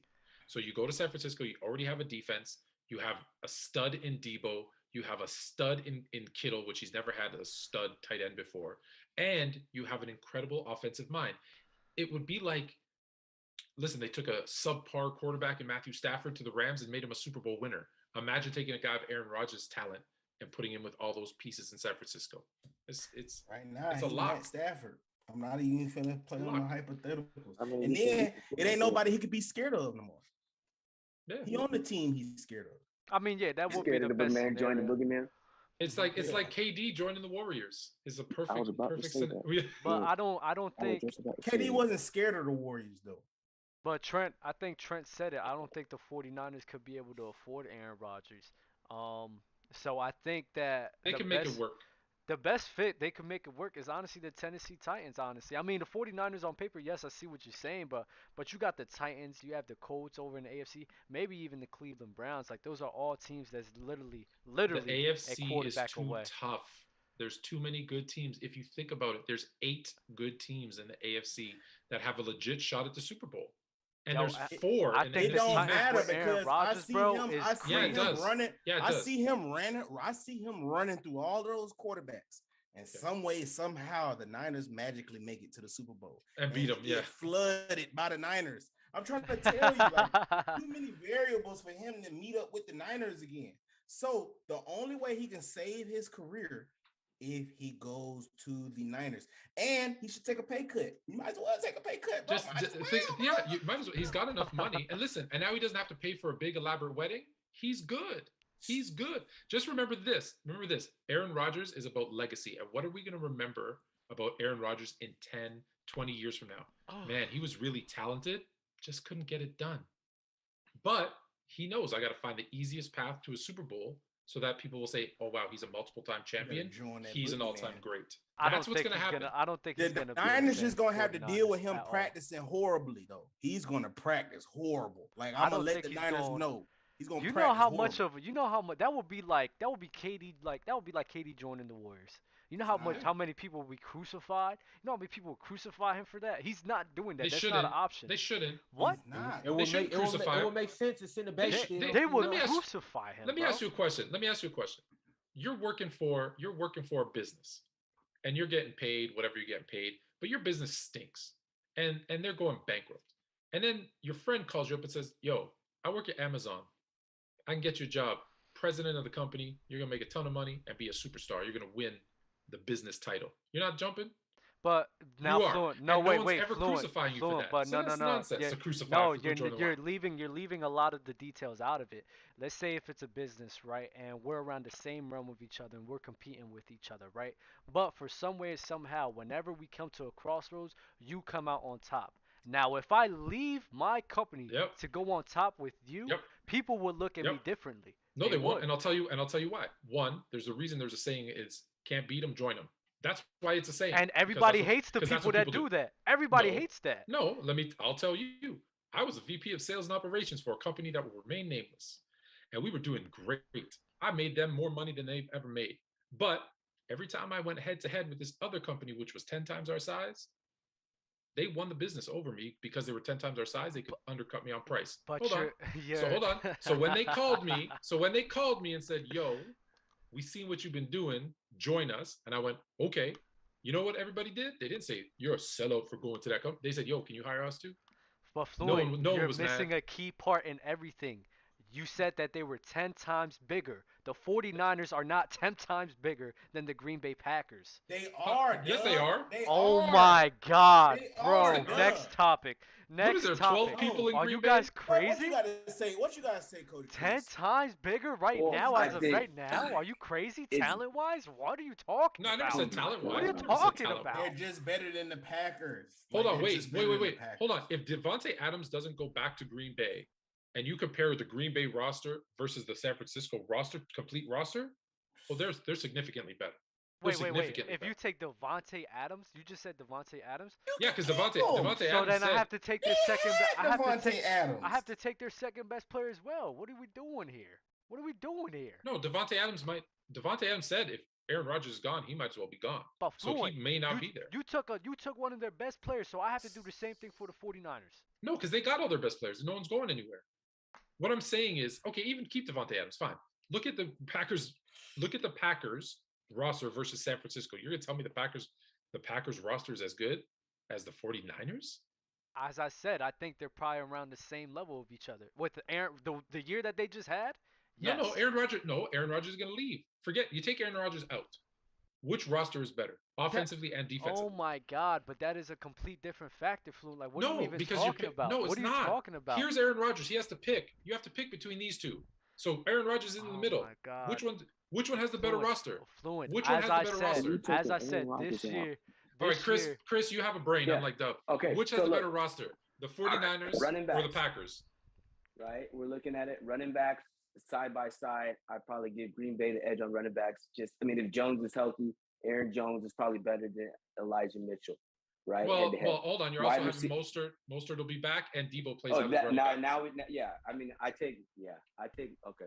I'm it's still no. Hold on. He's a running back. No. I'm just talking about running back, not running game. Just like the players. Okay. I think Jones is a talented player. I think San Francisco has a way better running scheme, the way they run the ball, the way they go about attacking. Receivers, core. I'm talking about core receivers. San Francisco's receiver core is better than Green Bay's receiver core. Green Bay's receiver core is Devontae Adams, where San Francisco's is Debo, Ayuk, Kittle, you know what I mean? What's the young kid? Sheffield or something like that. I can't remember his name. But they got a few like extra guys that can do things, you know what I mean? Defense, San Francisco, easy. So easy. Yeah, and what wins championships? Defense wins championships. Coaching? Would you like to touch on coaching? Oh yeah, coaching. Yeah. I'm taking. Everyone's taking Shanahan, right? Yeah.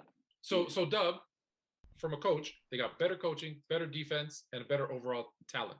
Fluent. Skill as I said, bro. And it's not cold. And it's not cold. Yeah. And it's his hometown. Fluent. And it's the Cal. team he's scared of. Bro. And I don't even know. I don't even know where the hell this conversation went, but let's go back to the main point. You was talking about 10 times better. It is not 10 times better. No. When you Green Bay, I said by company. You said that. And you said that. You said that. is. And you guys were saying 10 times better. I said the 49ers is not 10 times better. The Green Bay Packers have a great defense, especially this year. They had a great defense, and with Devontae Adams, they had a good wide receiving core with a good running back pair with Aaron Jones and AJ Dillon. And AJ Dillon. Nice. And they had a good offensive line. And you're not gonna sit here and say like the talent gap between Green Bay Packers is like all the way over here. You're not gonna do that. No, it's not that. The quarterback is spooked when they see him. When they see the 40, when he see that gold helmet with the red 49er right there, he I want to be clear. I didn't say 10 times better. I said 10 times bigger. And yes, you're right. Yes, San Francisco's population is only 8 times bigger than Green Bay. You're right. Only 8 times. No, I'm not going to end it. So this is what I'm finna say right here. Wait, hold up. If a company is bigger than you, that means they're better than you, Fluent. No, it doesn't. It does not. Bigger is not better. Bigger is not better. You think McDonald's is better than some of them mom and pop? It's more successful. If it's more successful, what does that mean? They're better.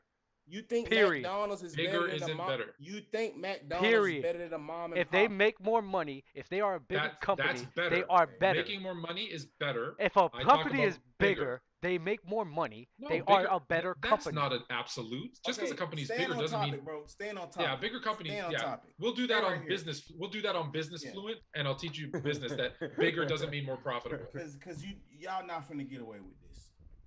They lost in 2 separate offenses. When they had Kaepernick, they were more of a option type offense, beating them with the legs. Kaepernick ran for 181 yards versus them, broke the clock, broke the internet on them. Okay, broke the internet twice. Okay, then they get who everybody in here says garbage, Jimmy G, and they lost 2 more times with Jimmy G as the quarterback. Listen, Aaron Rodgers is scared of the 49ers. When Aaron Rodgers see the 49ers in the playoffs, the 49ers are 10 times better than Aaron Rodgers. There's no other way you can put it, because if they wasn't, he'll be at least 2-2, 1-3. The fact that he's 0-4, bro, they way better than him. No matter what type of team they have, they're gonna beat the Packers. No matter what type of team they have. So if I can tell you, no matter what type of team I have, I can beat this dude right here. I'm better than you. I'm just flat out better in every aspect. You're basing all of this on a mental thing, because the 2018 Toronto Raptors was a better team than the 2018 Cleveland Cavaliers. Now you But talking guess about what? situations No, and it is a circumstances, situation though. because it's a No, mental thing. if I Stop. show you a team Stop. consistently beating you Stop. over the course of years, What no matter about what the team Toronto you Raptors? have, What are you talking that is about? 1 year, Doug. Bro, Now, if I stop. show you, if I could show you, So the 49ers didn't have a great defense with Colin Kaepernick, with Patrick Willis. You had a Bowman. You had a bunch of. You had a. It is the same. What are you That's talking about? not the same, bro. This is what I'm talking about. This is what I'm talking about. It's two instances. If I was like, for instance, if the 76ers with Allen Iverson was able to win with the 76ers and only Allen Iverson, and then they come back and win again back to back when they added Andre Iguodala in them. That's two different eras. You see what I'm saying? Two different dynamics of their team that just won in. That's what I'm telling you. They went from running a read option style offense with the quarterback beating you with his legs to, you cannot tell me that Jimmy G best attributes But his Flo, legs. what are you even talking about? We're talking about the talent gap between the two teams. So you're bringing up different play styles and everything. So you're talking about play style, and I'm telling you, wait. I'm telling you that Aaron Rodgers losing to the 49ers is more of a mental thing with Aaron Rodgers, as if he cannot beat them. That's what it is. It's the same thing with the Toronto Raptors, Cleveland Cavaliers. Whenever they go up against LeBron James, they fucking shit themselves. It's the same thing with Aaron Rodgers. He fucking shits himself. What are we even talking about here? Yeah, I don't know, but real quick, because, I mean, wasn't that the same case with Sean McVay and the 49ers until the NFC Championship game? I mean, it can't be overcome. You know, wasn't he like 0-6 or something against the Niners? And then, like, it's extremely difficult, though. It's extremely difficult. But, like, I think the thing about Green Bay and San Francisco, or Green Bay and wherever, is like, what's your big reward for winning the league or winning division or being the number one seed in Green Bay? You get to play playoff games in the snow. And as a quarterback, I mean, you know, like, San Francisco's always prepared. Like, both, like Damien said, right? He said, oh, they beat him with a read option, and then they beat him with Jimmy G. But both times, San Francisco was a run-heavy team. You know, there's still both instances, it was a heavy run game type design, whether it was read option or whether, you know, it was the jet sweeps to Debo and, you know, all the handoffs that they're doing. It's still, their still main goal was to run it down their throats for the most part. And when you have a good defense that can run the ball, what's that? Defense runs, defense travels, you know? So especially when it's in the snow and your receivers can't run the routes right and the ball is getting heavy and it's like, oh, I got the best quarterback in the league. Now let me put him in these conditions. Like, that's your home field advantage. Your quarterback's got to throw in a bad ball. This doesn't seem ideal for anybody. Like, you know, I mean, he's been great, you know, and like he could ball, you know, he's balled, but like, I think when they won the Super Bowl, weren't they a wild card seed when they got to the Super Bowl? I don't think they were like the number one seed. Yeah, Green Bay. I could be wrong, but I'm not sure if they were the number one seed or not. Yeah, I'm not sure about that either. Something real quick. But I want to say something go real ahead, quick Ben. about Aaron Rodgers. You want to know a team that I think if he was in it, this the AFC, that would win the whole thing. I think the AFC Championship too. If Aaron Rodgers was with the Pittsburgh Steelers, I bet you they win in the whole thing. They win it, but that's all they need is a quarterback. So we don't know. Chase, Dante. So they got a lot of the pieces. They got a running back, I think, in that young Najee Harris. They got a running back. They got receivers. And they got a guy. They got a guy on defense in Watt. You know, they got a guy that can, you know what I'm saying? The difference with the Pittsburgh Steelers, like, it's like I said, like Aaron Rodgers, he doesn't handle physicality well. He doesn't handle pressure well. So especially in the playoffs, bro, that offensive line, I don't trust that offensive line to hold to protect Aaron Rodgers. So Aaron Rodgers is really gonna have to learn how to handle that type of pressure and that type of physicality. I'm just not sure he will be able to do that on the Pittsburgh Steelers, honestly. Okay, fellas. He's the quarterback. He don't got to be that physical. Like, you know, I mean, he's not. I mean, you know, I know what you mean, I guess, but like, you know, they're not. What are they asking of him? Just go out there and, you know, be Aaron Rodgers, but then be Aaron Rodgers in a situation where we've got potentially a world-class defense and young wide receivers that can, I mean, Claypool can jump over just about anybody, and Johnson got routes for days. They got a young tight end and fair moves. I mean, the pieces are there. You might be right. Aaron Rodgers does need a defense to win, because you were right.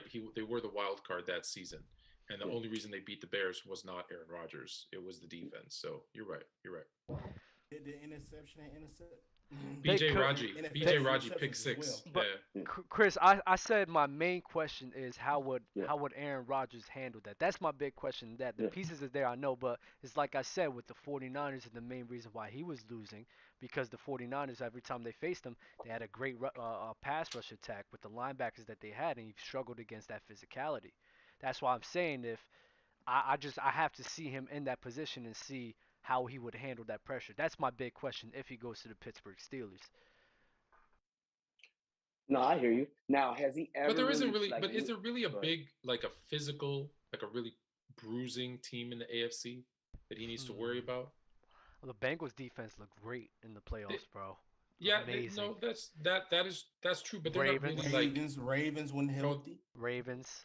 Okay. Yeah. Okay. And that's in this division, so okay. But when is Aaron Rodgers taking like repeated big hits? Right. I mean, he's I mean, we're talking about one of the smartest quarterbacks in the game. Right. I mean, I think the one time he got hit, he broke his collarbone. So he knows not to get hit. You're right. Now the other thing is he's always had that security blanket in Davante Adams, where they had that chemistry. And he might not have that going to another team, and that changes everything. But if he follows him, now what are you getting if he goes to San Francisco or Tennessee or wherever, or Pittsburgh, and you're adding Davante Adams with package deal? And no, this is why I say the best scenario is the Tennessee Titans, man. The Tennessee Titans, bro, especially if Davante Adams follows, bro, they have a line to protect him. They have a great rushing attack. It's like it's a match made in heaven, bro. And I really highly doubt that Aaron Rodgers is going to swallow that bullet and go to the 49ers. I'm sorry. I think he has too much pride. Way too much pride to be doing that. Way too much that's pride. That's why he stays in Green Bay. It's comfortable. It's easy. He went through one breakup just now. He doesn't want another one. He's used to it. All right, y'all. We didn't talk enough about Aaron Rodgers. Is there any other quarterbacks that you guys would like to touch down on at this moment in time that you think may have a change of scenery or just a change of position in their respective environments? Deshaun Watson. Go take either Carolina or the Atlanta Falcons. Free Deshaun. Where? Deshaun. Free Carolina Deshaun. or the Atlanta Falcons. No. Last year.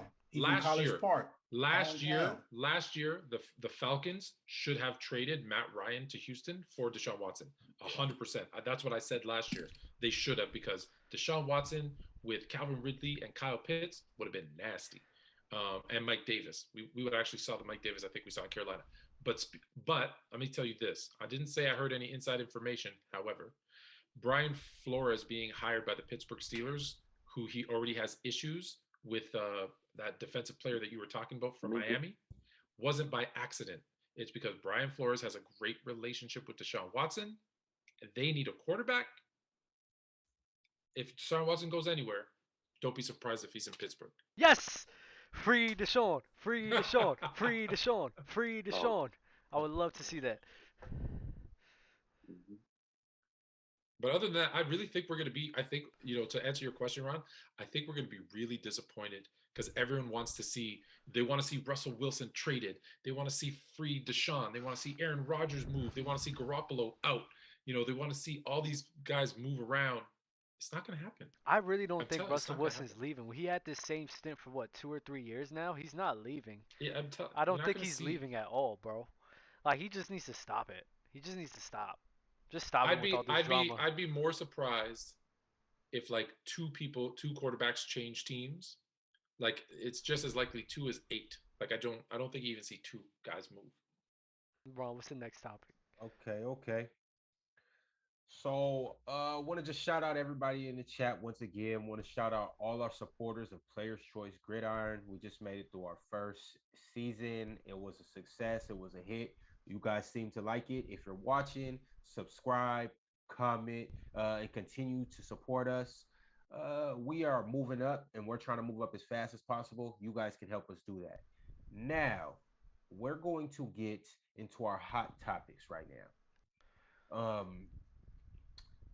First and foremost, the Rams, Eric Weddle, is going to become a high school coach in San Diego after coming out of retirement for the playoffs, joining the Los Angeles Rams, and winning the Super Bowl. How do you guys feel about this? I ain't gonna lie, I don't care. I'm sorry. It's cute. Wasn't that what he was doing already? Yeah, I think they called him out of retirement anyways, right? They were desperate. They called him. He came in. He filled the hole. He did a good job and won a ring, and he's back, cruising back into the sunset. I think it's good for him. I think it's good for high school. I think as many high school teams could get ex-NFL players, ex-NFL coaches, right? Chris knows this. The shaping of young players and young men by professionals, I think it can never hurt anybody. So yeah, it's definitely a good thing. Okay. Bruce Arians on the rumors of the rift between him and Tom Brady. He said that was such bullshit. That's what pisses me off. Insinuating that there was no type of beef at all between him and Brady. Dub, I heard you seem like you got something to say about it. Listen, I don't care what he has to say or anybody else. Tom Brady would have to say. I wouldn't even believe Tom Brady, honestly, because Tom Brady's a very professional person. It's my own personal opinion that I think Brady is, like I said, Brady is very competitive. I think Brady would have tried to stick it out for another year with the Buccaneers to see if they would have won a championship, because the way that the year unfolded, they was hurt. They couldn't see the full potential of their team.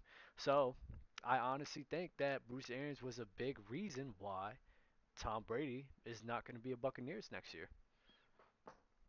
Okay. Any other comments on that? Ben, Bama? I believe Tom Brady retired when Gronk retired. Yeah. Listen, the fact that Bruce Arians got that upset tells you there's something there. When people get defensive, yes, it's because there's an issue. Absolutely.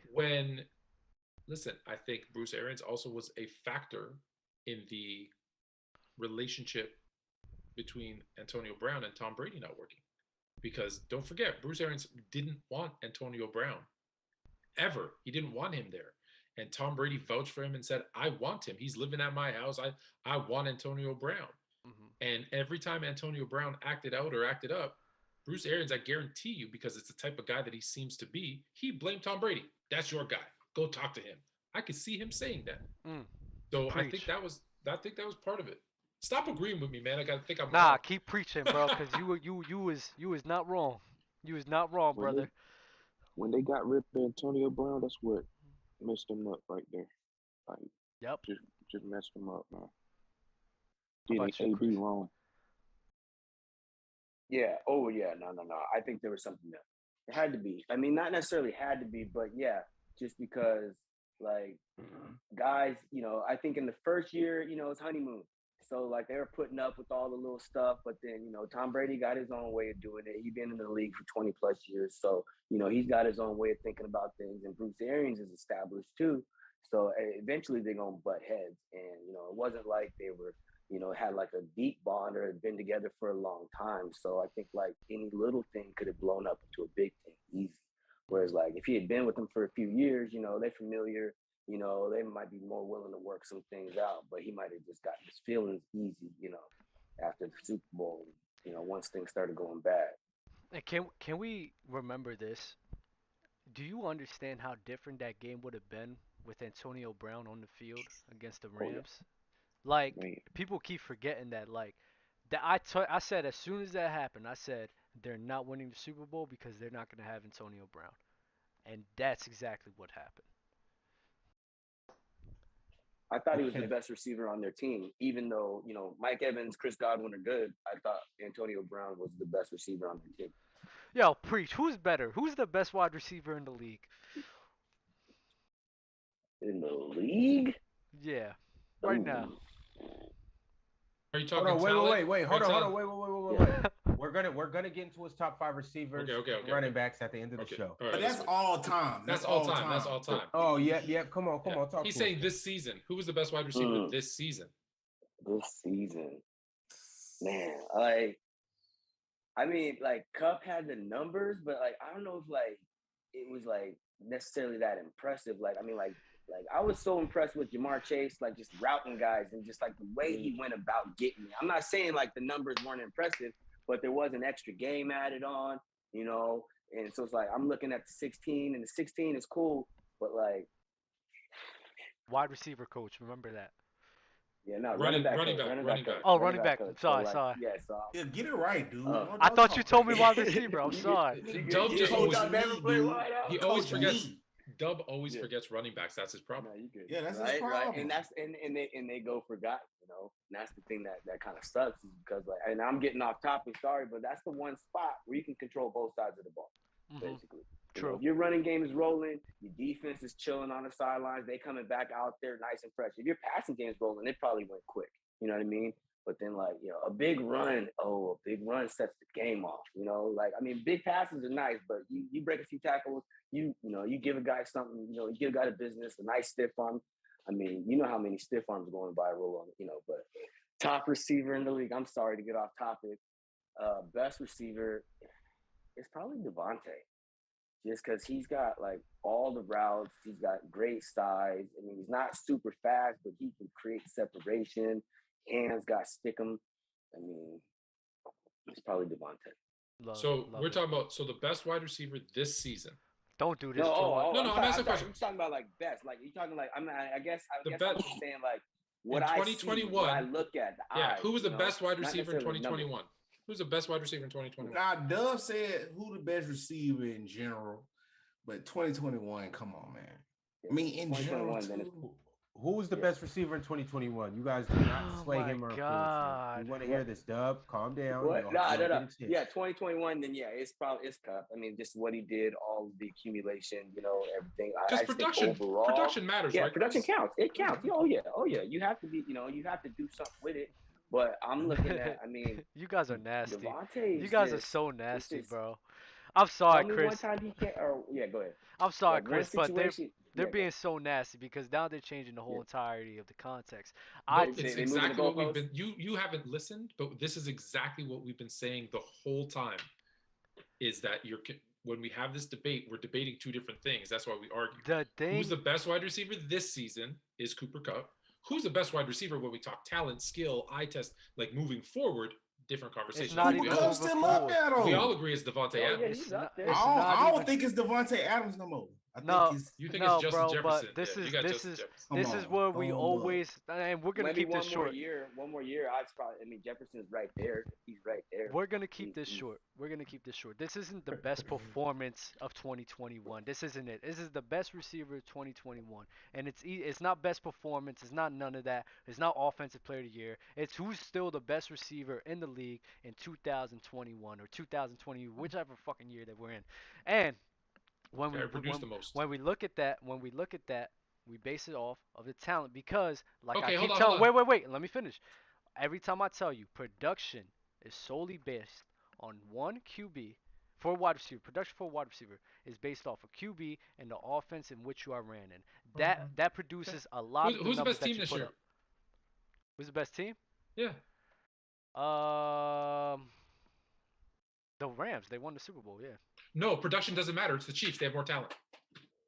The Chiefs? I'm not mad. Chiefs was actually Chiefs. I was thinking about the Chiefs. I thought the Chiefs was the best team this year. But what did you say? You said the Rams because they won the Super Bowl. Actually, Chiefs. I'm not mad. I'm not mad at the Chiefs. You're right. It's actually the Cowboys. Better than all. I'm not. Yo, you can say the Chiefs. I'm not mad that the Chiefs. Cowboys. I'm not mad. I'm not mad that the Chiefs were the best team this year. In the NFL. And sometimes in football, the best team in the league doesn't always win the Super Bowl.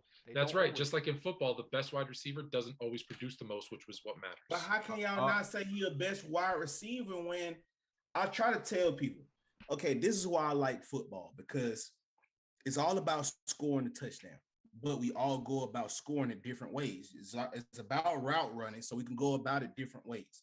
Yes, Devontae Adams probably does look good running the routes. He got the little dreads hanging out the back. That's cool. He do the little with Aaron Rodgers when they up. You know what I'm saying? But at the end of the day, Cup do the same thing. The exact same thing Devontae Adams do. Now, if you want to bring in Justin Jefferson, Bama. Yeah. We playing. You quarterback. Who your first pick? You got first pick. You got first pick out of everybody. You quarterback. Who your first pick? Thank you. Between Adams and Cup. Between everybody. I'm talking about wide receivers. Oh, most definitely you already know. Because you think that he's gonna but my second pick gotta be Cup though. Like if it was between Adams and Cup, he ain't gonna be there by your second pick. Chris, I'm saying you got one pick. I think that's where we have trouble, is because I forever say you're judging talent on who you would pick to play moving forward. And I'm saying when I look back, he's the best this season. But even if I had to go in the beginning of the year and had to pick between the two, I would know what you know. What you talking about? No, because if I have to put, but I'm basing my pick off of what I know, right? Yeah. Based on what you know. So I'm looking at everybody. I'm looking at 2021, Who was the best? Who was the best wide receiver? Looking back. Hold on. Let him finish. If you let me pick, I might. It's like, first pick. We out here playing ball. I might pick Cheetah just because, like, I need that speed, and he gonna, But like, yeah, I still think Devontae is the dude. Sorry, I still think that Cooper Kupp this season was the best receiver, but I'm taking 5 receivers over Cooper Kupp. 5. But I still got Adams, D-Hop, Tyreek, Diggs, and Jefferson. Again, this is the whole basis of my argument. What I'm saying by picking him in the beginning of the season, that means I'm not putting him in the same exact scenario that he's been in the whole entire year. If I still have to pick between the two, let's say if who's not a terrible team, no, not the Buccaneers. Yeah, Buccaneers, right? If I pick the Buccaneers, I have the first pick of all these wide receivers before the year started. Despite me knowing that he would have done this, I'm still picking Devontae Adams because I trust him to still be Devontae Adams no matter what. No matter what position I put him in, I know that he's still going to be Devontae Adams. When Cooper Kupp, it's just I know I'm going to have a hard time working around that. I know I am. I know it's going to be hard for me to put in position. Now you're putting numbers. Can you bring up anything besides numbers, please? Rack. I'll bring it up. Rack. Anything besides numbers. Seriously. Numbers like matter. Seriously. I haven't been doing this stuff. Like seriously. Because every time y'all get into this bag, every team. No. We're supposed to bring up measurements. We're supposed to bring up vertical. We're supposed to bring up numbers I want to debate Dub on. Dub wants no numbers. Dub just wants to look and say, "Oh, she's pretty." I don't care about anything else. She's pretty, so I'm gonna go with the prettiest girl. Absolutely. Because how many? Always with a dumb girl. That's why he's always with dumb girls, because he doesn't look at the numbers. He just looks at the. Can she clean? Hell yeah. No, you don't know that. Yes, I do. If I'm watching her and if I see her movements, I'm like, yeah, she could cook. She could clean. She could do all of this. She could do all of this, bro. What you talking about? You know her? No, what are you talking? Wait. Let's clarify something right now. Let's clarify something right now. Because you come in like me, I can't read all of these things based on watching Devontae Adams, seeing what he does, seeing how he interacts, seeing his talent, seeing that he catch in double coverage, seeing that he can run in all aspects of the field. He can run in any type of position, in a wide receiver position. He could do all of that. You do a basketball show, yeah, Doug? Absolutely. Basketball show? All right. So who's a better scorer, Vince Carter or Kareem Abdul-Jabbar? Vince Carter, Kareem. Yeah. I don't like doing that because it's kind of no. And that's the thing. And that's the thing. I don't like comparing big men and perimeter players in scoring because big men are limited in their scoring. Yeah, so it's still nothing to think about. I don't do nothing that. to I think don't about. like There's no doing that. thought. I don't like no doing that. thought. You're not gonna make me. You're not gonna make me put myself in a position that I Right. don't. I don't even Okay. judge. I don't judge perimeter players and big Okay. men and scoring in the same stratosphere at all. I don't do Okay. that. But Wow, because when it's Henry stupid. Carm alone It's still was stupid top, to nothing to top think about. 5 in the NBA No, in it's scoring. stupid to do because they score in different levels, bro. It's a different Well, level. exactly. Still getting a exactly. bucket, though. Can I speak for a second without interruption? 1 second. Go ahead. Exactly. They score on different levels. It's because your biggest argument against Cooper Kupp is that he doesn't do things the way you want him to. He's not an X on the outside going deep, but you score on different levels. You get yards on different levels. Exactly why you say you don't want to compare. Let me paint this picture. I said uninterrupted, please. That's why the same way you don't want to compare Kareem to Vince, because you know Kareem's a better scorer, but he only does it one way, and Vince does it in multiple ways. You don't want to make that comparison. But yet you do it every single time you talk about Cooper Kupp. You say, well, all he is a slot receiver who does short passes. So he's worse. He's worse than Devontae Adams and these other guys because they do something different. It's the same thing, Dub. It's the same thing. Let's paint this picture. He does more in a different way. Let's paint this picture. If I had to replace Cooper Kupp with Devontae Adams on the Green Bay Packers, my offense would look extremely differently. You want to know why? Because of the caliber receiver of what Devontae Adams is, Cooper Kupp cannot bring to that. That's the whole basis of everything. When you have Cooper Kupp on your team, as the best receiver of your team, your offense would look differently. And we seen that in the Rams Super Bowl. As soon as Odell got hurt, guess what it was? Even in that final drive where I told you it was going to be. Check down offense, nothing but curls and slants and drags. Got the job done. But I don't want an offense. I don't want an offense like that. You cannot sustain that offense. You cannot sustain that offense for the whole entirety of the game, which is the point. You don't. That is you the don't point. Know that. Yes, we do know that, Fluent. No, yes, we don't. do. You tell me you could run a check down offense with no rushing game at all. You could run it's called the West Coast offense. The 49ers with won, no rushing attack. With no rushing attack. They had no rushing attack, Fluent. None. None. You're just trying to prove your point, but you can't because I just proved it to you. You have nothing to say to it. What are you talking about? You're just saying stuff that isn't true doesn't prove your point. How is that not true? They had no rushing attack. Did it work? They worked in one drive. Did it work? Yes or no? One drive. Yes or no? Literally one drive. So we're gonna be talking about this every week. It worked. Okay, y'all. Cooper Kupp. Every week. All right, bye. Chris, you back? Yeah, sorry about that. One thing I didn't even notice. Oh, sorry. I didn't know that Cooper Kupp was bigger than Devontae Adams. Oh yeah, he's bigger. Not only is he bigger, but his average air yards are the same too. Yeah. All right, fellas. The Steelers named Brian Flores as their senior defensive assistant and linebackers coach. That's a W. I liked it because not only it fits the defense, but I think it will fit because Devin Bush, they've been having problems with him because he was terrible with tackling and stuff. But the real problem is is Minka Fitzpatrick will leave because Minka left the Dolphins because of Brian Flores, I heard.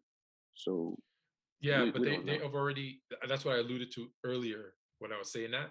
And they've already had a conversation. So apparently they're smoothing that out. Okay. Apparently. Chris, thoughts, comments? Oh, and I mean, if that's the situation with one coach, I mean, he's not the head coach. They don't got to speak to each other. You know, they can go the whole season without necessarily dealing with each other if they do have a situation. I mean, if he was the head man, it might be a bigger situation with Fitzpatrick. But if he's just an assistant, or whatever. And I mean, I think it's a good spot. It's another mind, it's another head coach. All he's going to do is necessarily, he's got different things, different schemes. They studied film, different ways, different approaches, but they've also done, just different stuff to bring to the table for the Steelers. So I don't really see it as a bad hire at all. Okay. All right, fellas, moving along. Aaron Donald hints at running it back with the Rams. Thoughts on that? If they run it back, they're the favorites next season. If they run it back. It depends. They got signed. They got signed OBJ, Bond, all them other free agents, and Whitworth might be gone too. He said if you bring everybody back, that he's likely to come back. So people have to come back on a discount because they won't have the salary cap to handle it. So if everybody commits to it and says we'll take pay cuts, Matthew Stafford will be like, I'm going to restructure. Aaron Donald obviously restructure. All those guys, all those big money guys, OBJ will have to take a pay cut. Like all those guys have to take less money to come back and run it back. Then I could see that if all of them get greedy, because you know what happens, you win a Super Bowl, other people start offering you big paychecks, and that's why it's so hard to have a dynasty, like a true dynasty.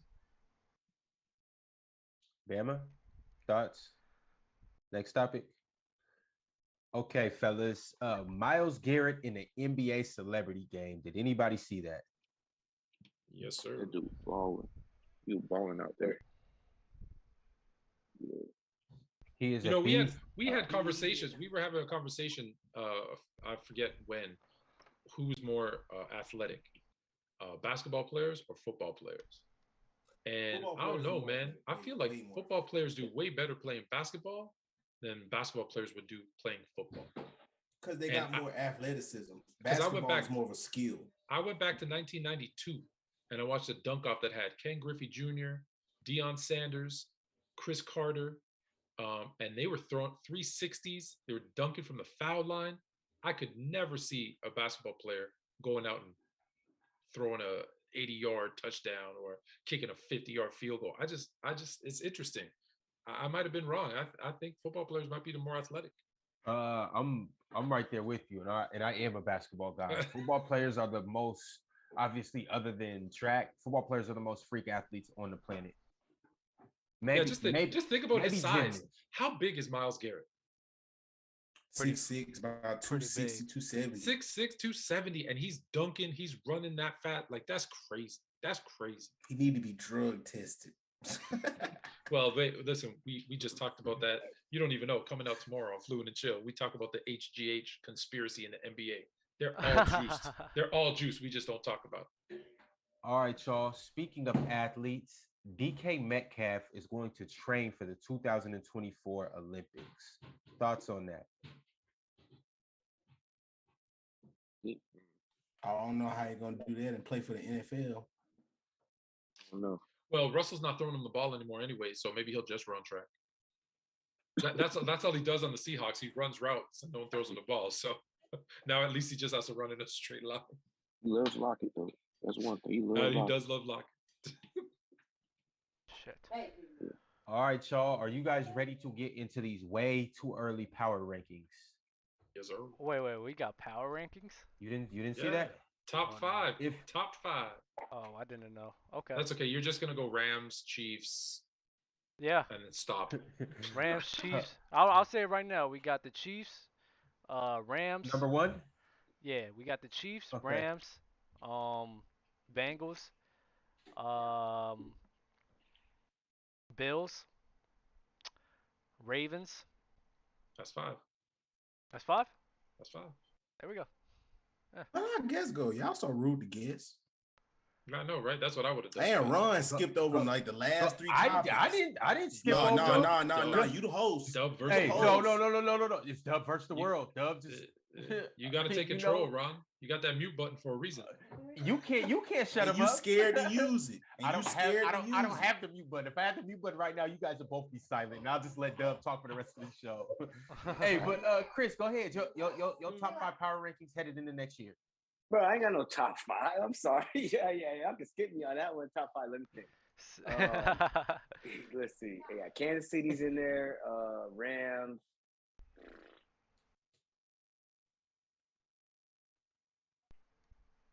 Yeah, Kansas City Rams. It's a reach. It's a reach. It's called the way. It's called the way too early power ranking. Yeah, it's way too early, right? Yeah. Bengals probably still be gonna be all right. I don't know. They probably drop down a little bit. What did they go from 4 to 12 to 12 to 4, and then they're probably somewhere more middle of the pack. Raiders gonna win it all. There you go.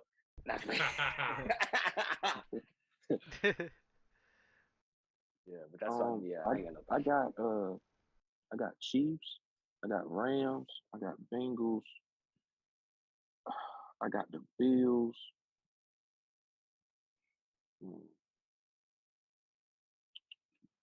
I'm gonna go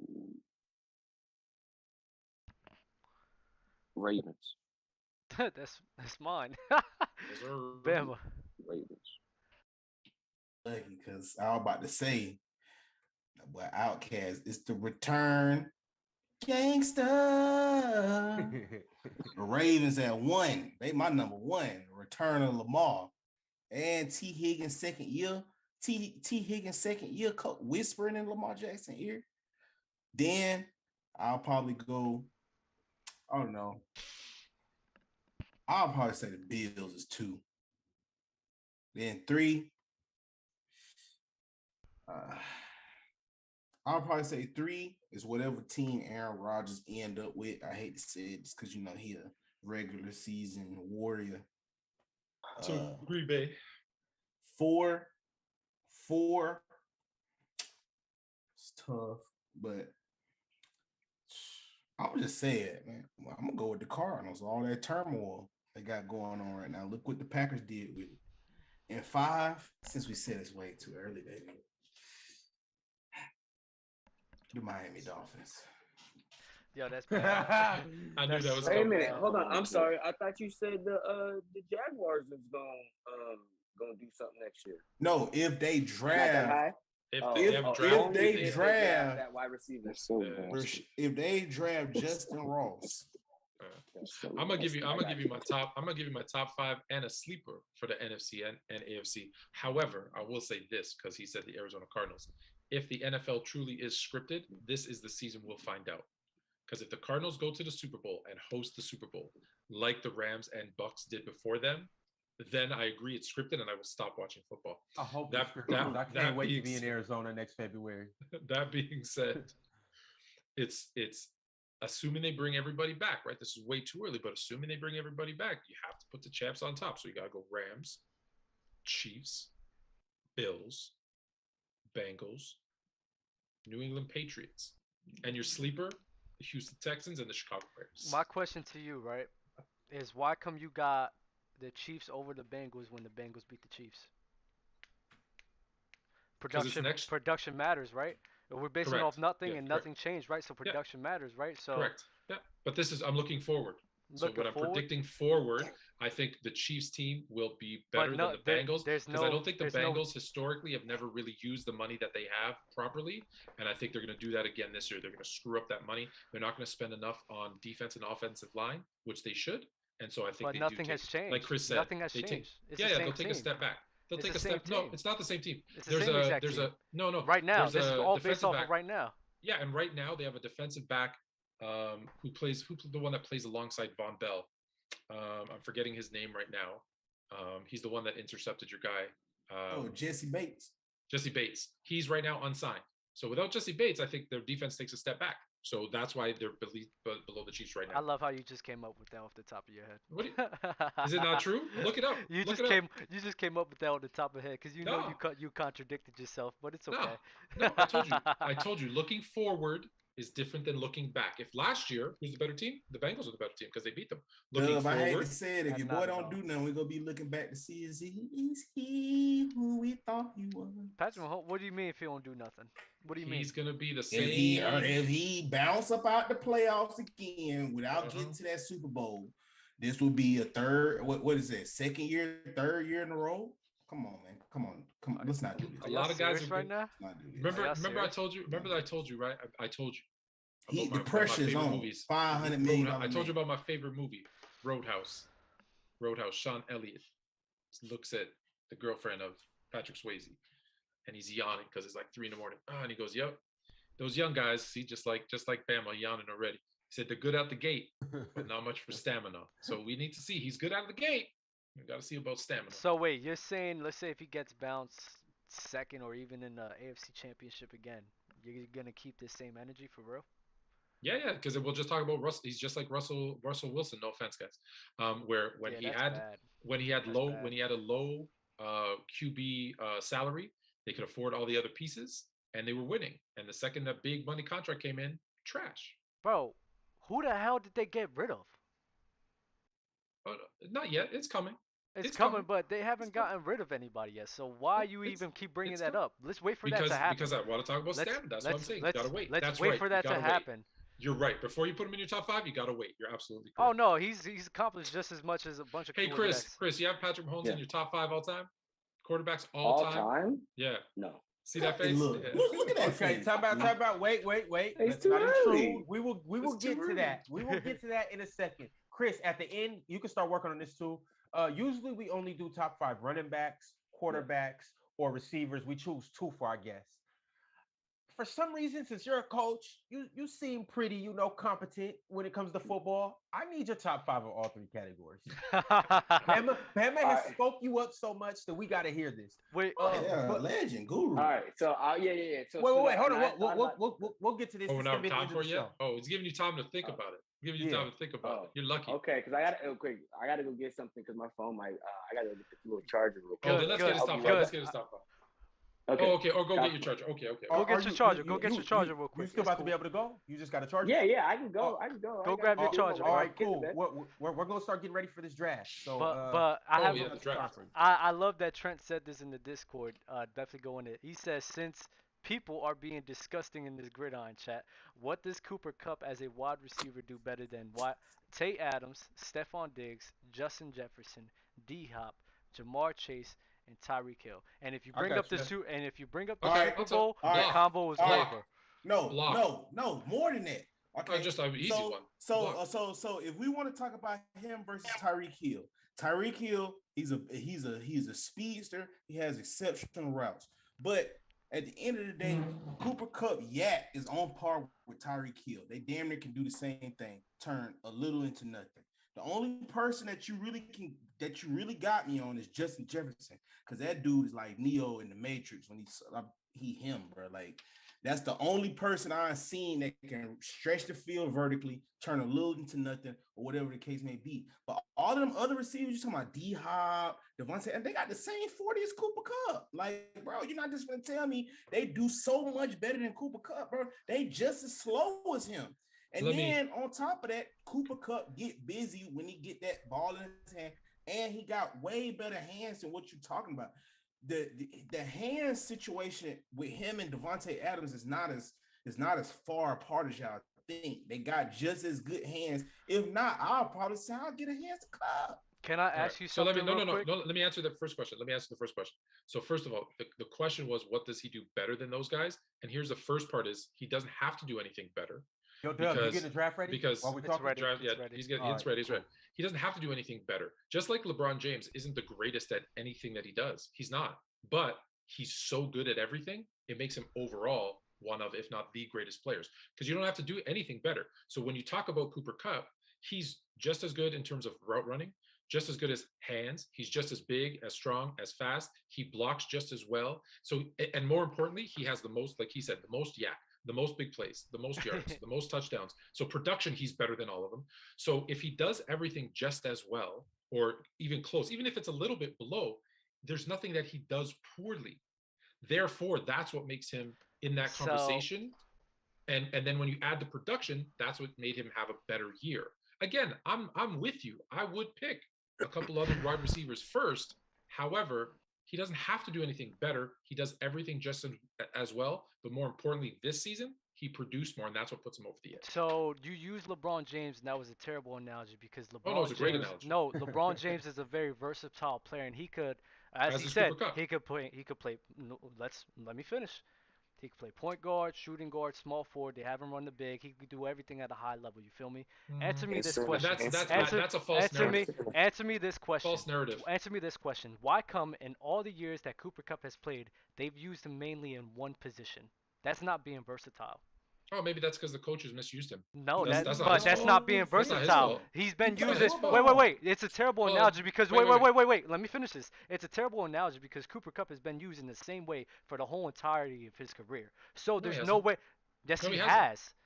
No, he's never been the number one target. He's never been the number one target until this year. Robert Woods. Go look at the number of targets. He was never number one. What are you talking about numbers? It's called being used in the offense, Fluent. It's a different type of dynamic. He wasn't used in versatile amount of ways. He wasn't. He's been used in the same way. He doesn't have to be. Yeah, what are you talking about? You use LeBron James because of his versatility, while Cooper Kupp has none of his versatility. You don't listen, you said you said that LeBron James. Talk to your grandma. No, so she can tell LeBron you. James means LeBron. You said LeBron James. All you're doing is talking. No, you said LeBron James. You don't even know what you're talking you said LeBron James does all these things great. He does all these things well. Why come Cooper Kupp can't do the same thing all well? He hasn't even been using all of those levels well. So what are you even talking about? No, I said that's stupid. Listen. It's stupid. No, it's you're stupid analogy. Listen. Because, no, it's not a stupid analogy. What I said was, what did you say? Try to listen for once in your life. What did you say? Listen, what did you say? I said, what does LeBron James do better than anyone else? And the answer is nothing. He does everything well. I had nothing to do with where they use him, what position they use him in. It was, what does he do? Score, rebound, pass. He doesn't do any of those things better than anybody else, but he does all of them at a very high level. So my equating that to Cooper Kupp in saying that he doesn't do maybe running the best, but he's very good at it. He doesn't have the best hands, but he's very good at his hands. He's not the best, whatever you want to say, but he's very good at everything. So just like LeBron James, it had nothing to do with where they used it. And just hold on. And just to go back a second, LeBron James, I don't care what position you want to call him in. Okay, he's a point guard. You know why he's a point guard? Because he handles the ball and he brings the ball up. He's a ball dominant player. That's what he is. So you can call him a center. You can call him a power forward. You can call him a small forward. And I'll give you the middle finger to anyone who says it. He's a point guard because he's a ball dominant player. Period. And anyone who says anything different just doesn't really know. So now let me get back into it. You saying that he did scoring and playmaking and everything. When we're talking about wide receivers, almost comparable because you have him running the slot. We could say that's his scoring ability. Then you have him running the X and him being used in any other aspect, that's playmaking and all of that. If he's being used in scoring only, Fluent, that's what he is best at. That's what he does, and that's what they only use him for. We're talking about skill set. No, you're missing the point. But why don't answer me this question? Just answer me this question. Hands. Why come just answer me this question. That's all this is all the only answer that I need. Why don't they use him in more ways? They do. They don't. The Rams and Sean McVay run positionless football over there. They do. He lines up. You don't want to. You don't want to see it. You don't know what you be looking at. You don't want to see it because you want to find a flaw in him, and I don't know what your beef is. I want to be wrong. I see it all the time. I do all the highlights. Chad Ochocinco and Brandon Marshall talked about how the receiver position is positionless right now. Like, you just can't keep using, they don't use him like this. Bro, all of them categories you talk about, route running, hands, catching the ball, all of that, rack, he's top 5 in all of that. So one thing I realized with top 5, those guys are always interchangeable. So it boils down to who had the best year. Because if you go back last year, everybody will say it was D-Hop. You go back the year before that, everybody will say it was Devontae Adams. You go back the year before that, it was Julio. It remixes. So if you bring up those names, D-Hop, Julio, Devontae Adams, depending on what geographical area you in, you're going to get your number one. You go down to the southeast, they're going to say Julio. You go somewhere else, they're going to say D-Hop. You come back over somewhere else, bro, it's Cooper Kupp, bro. He had a good year. You guys still haven't answered my question. You can't. No. Your answer is invalid. Your question's invalid. How? It's a simple question. Why come they haven't used them in more variety of ways? They used them. They have. How? Okay, I'll tell you. Hold on. How? How? Okay, because they've used. Hold on. How? I'll tell you. They've used them on the outside. They've used them on the inside. They've used them as a running back. They used them on reverses. They used them on 14 different route patterns. They've used them in long down situations. They've used them in short down situations. He has the most yards after carry. He has the most big plays in the NFL, the most yards, the most receptions, the most touchdowns. What more do you want him to do that he hasn't done for you? What more do you want him to do? Everything he's that literally, you're naming. He's literally done everything better. Hold on. He's literally done everything better than every wide receiver in the NFL this year. And for whatever, like I said, I don't know what you're like. I don't know if he didn't sign an autograph, if he cut you off in traffic. You are looking for things that aren't there to put this poor guy down. And I don't know why. I've watched more of this guy than you. I just know this. And when I sit here, I promise you I have. And when I sit here and say what you're talking about, they use him all these ways, they probably use him all the way in a fraction a fraction of what he did for the whole entirety. Okay, of the so now season. it's not that they didn't use him in that way. If they didn't use him enough in that way. So now you're changing your narrative. Wait, I wish you could see my finger. My finger is literally an inch apart, a fraction. No. So what you? So I just want to be clear. So hold on. All those run after catches come from slants. Hold on. Wait. So I just want to be clear. So you started by saying they don't use them that way, and now you're saying they didn't use them enough in that way. So then you go talk to their coaches. Why? Because you know what? Because if it ain't broke, don't fix it. Because they didn't need, maybe they didn't need to use them. You're taking because my you know what? Way too literal. You're taking it way too literal. It's impossible. Yeah, I take things literally. It's impossible to don't say words like never unless impossible. You mean never. All right, well then they don't use them. They don't use them in so a they high don't use them. So let's be clear. They don't because use them enough. You're being way too. Wait, no. Let me finish what I'm saying. They don't use him enough the way you want him to be used. They don't use. That's what you're saying. They barely use him. They barely use him. We'll say that they barely because it's a fraction. For you. It's a for fraction. you. No, I've watched, bro. If you go down and watch the tape on every single game, if you watch the tape on every single game, because I have done this. If you watch the tape on every single game, the way that Cooper Kupp gets the ball is almost the same exact way every single time. Okay. In every single individual game, it is the same exact way. So what? That versatility, that variety that you're talking about barely happens. It barely happens. It happens, what right? What do you mean, so what? That matters. All Kareem did was shoot skyhooks. He's the #1 scorer all time in the NBA. Who cares? Cooper Kupp ain't no Kareem. Who cares? What was he doing before Matthew Stafford? Okay, what was he doing before Matthew Stafford? Who cares? Let me end this. Can I just end it right here? Ben, you can't, man, because he refuses. He's got a problem with Cooper Kupp. Cooper Kupp stole his girl or something. I don't know. No, it ain't even that, bro. Duh. Out of all that yin yang you talking right now, how come you didn't call your buddies up in the NFL on defense and tell them to stop that jump?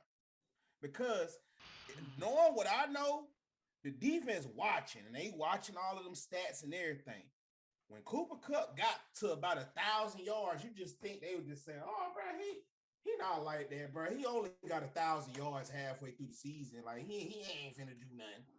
No, they focusing on him now. It's like, "Hey, bro, whoa, what you doing, my boy? Like you going crazy over here." The fact that once the defense halfway through the season start focusing on Kupp, he still ended up producing. He still ended up getting almost 1,000 yards again after the halfway point to end up with 19, 47, 16 touchdowns. And he didn't have 16 touchdowns in the first 7 games or 8 games of the season. He got more touchdowns after that. So, answer me this. If he wasn't as good as you claim all of this and everybody else was better, how come they did not stop him? How come his stats just Bengals? You said just now had a great defense. Why didn't they just stop him? As I said, exactly. As I said, especially when OBJ got hurt. Why didn't they just stop him? Happened? Shut him down. They did shut him down. He had one good drive, literally one, and you're holding on to that one drive for dear life. Honestly, and as I said, the Rams is a pick your poison defense, Bama. I keep alluding to that. Their offense is just way too high powered to just key in on one guy. Way too high powered. So they can't just afford, because you've seen it in the Super Bowl, when they afford to just give all this attention to Cooper Kupp, you've seen what Odell was doing. They could not afford to do that. This is what I tell you. But you admitted that the offense looked different because everybody focused in on Cooper Kupp over Jefferson. But now to move the goalpost back, you just said, "Oh, you just can't focus in on one person because that's just how." Because they just showed you. They just showed you. In our personal chat, Dub said we saw that the offense Cooper Kupp did not look dynamic because the offense had to change because they focusing on. So we're gonna see what the real offense. He even said that on Super Bowl. We're gonna see what the real offense look like now. The offense looked exactly what it looked. What are you talking about? Deliver. Now we talking about, hey man, you just can't focus on one player in that offense. Like, come on, man. Fluent. Stop, I mean, Bama, I've kept the same energy the whole entire time. I don't know if you've been listening. I said the whole entire time that they could not afford because other guys would get off. That happened in the Super Bowl, and then when Odell Beckham got out, guess what happened? That offense was nothing but check down offense. You cannot take that away. Okay, but hold Those on. are just and facts. So what? It was check down. So what? Did So it what? work? And Did it let me work? tell you why. So what? Did it work? I don't want my offense to look like that. Ah, No, wait. Don't answer. Don't I ask me don't 2 want questions my offense to look Come like that. on, Dub. at There we all. go. Draft There, up, man. we There got we it. go. There I we don't go. want my. Can I That's say a two good Would you things want? step. Do you quickly? think that you You could know what carry I that? you know Yeah, go Ben. Go hold Ben. on. 'Cause I'm You know what sick I of want my Dub offense to madness. do? I want my offense to win. You want yours to look good. That's the difference. Listen, You Wesley Snipes, I'm Woody Who's Harrelson. more important to that offense, Matthew Stafford or Cooper Kupp? Cooper Kupp. That's disrespectful. That's so disrespectful. number one, Dub, give Cooper Cup his props. When He it's all can. said, He can. He stole give his him his girl. props. I And always give him his props. and secondly, like this is for the NFL community and all that.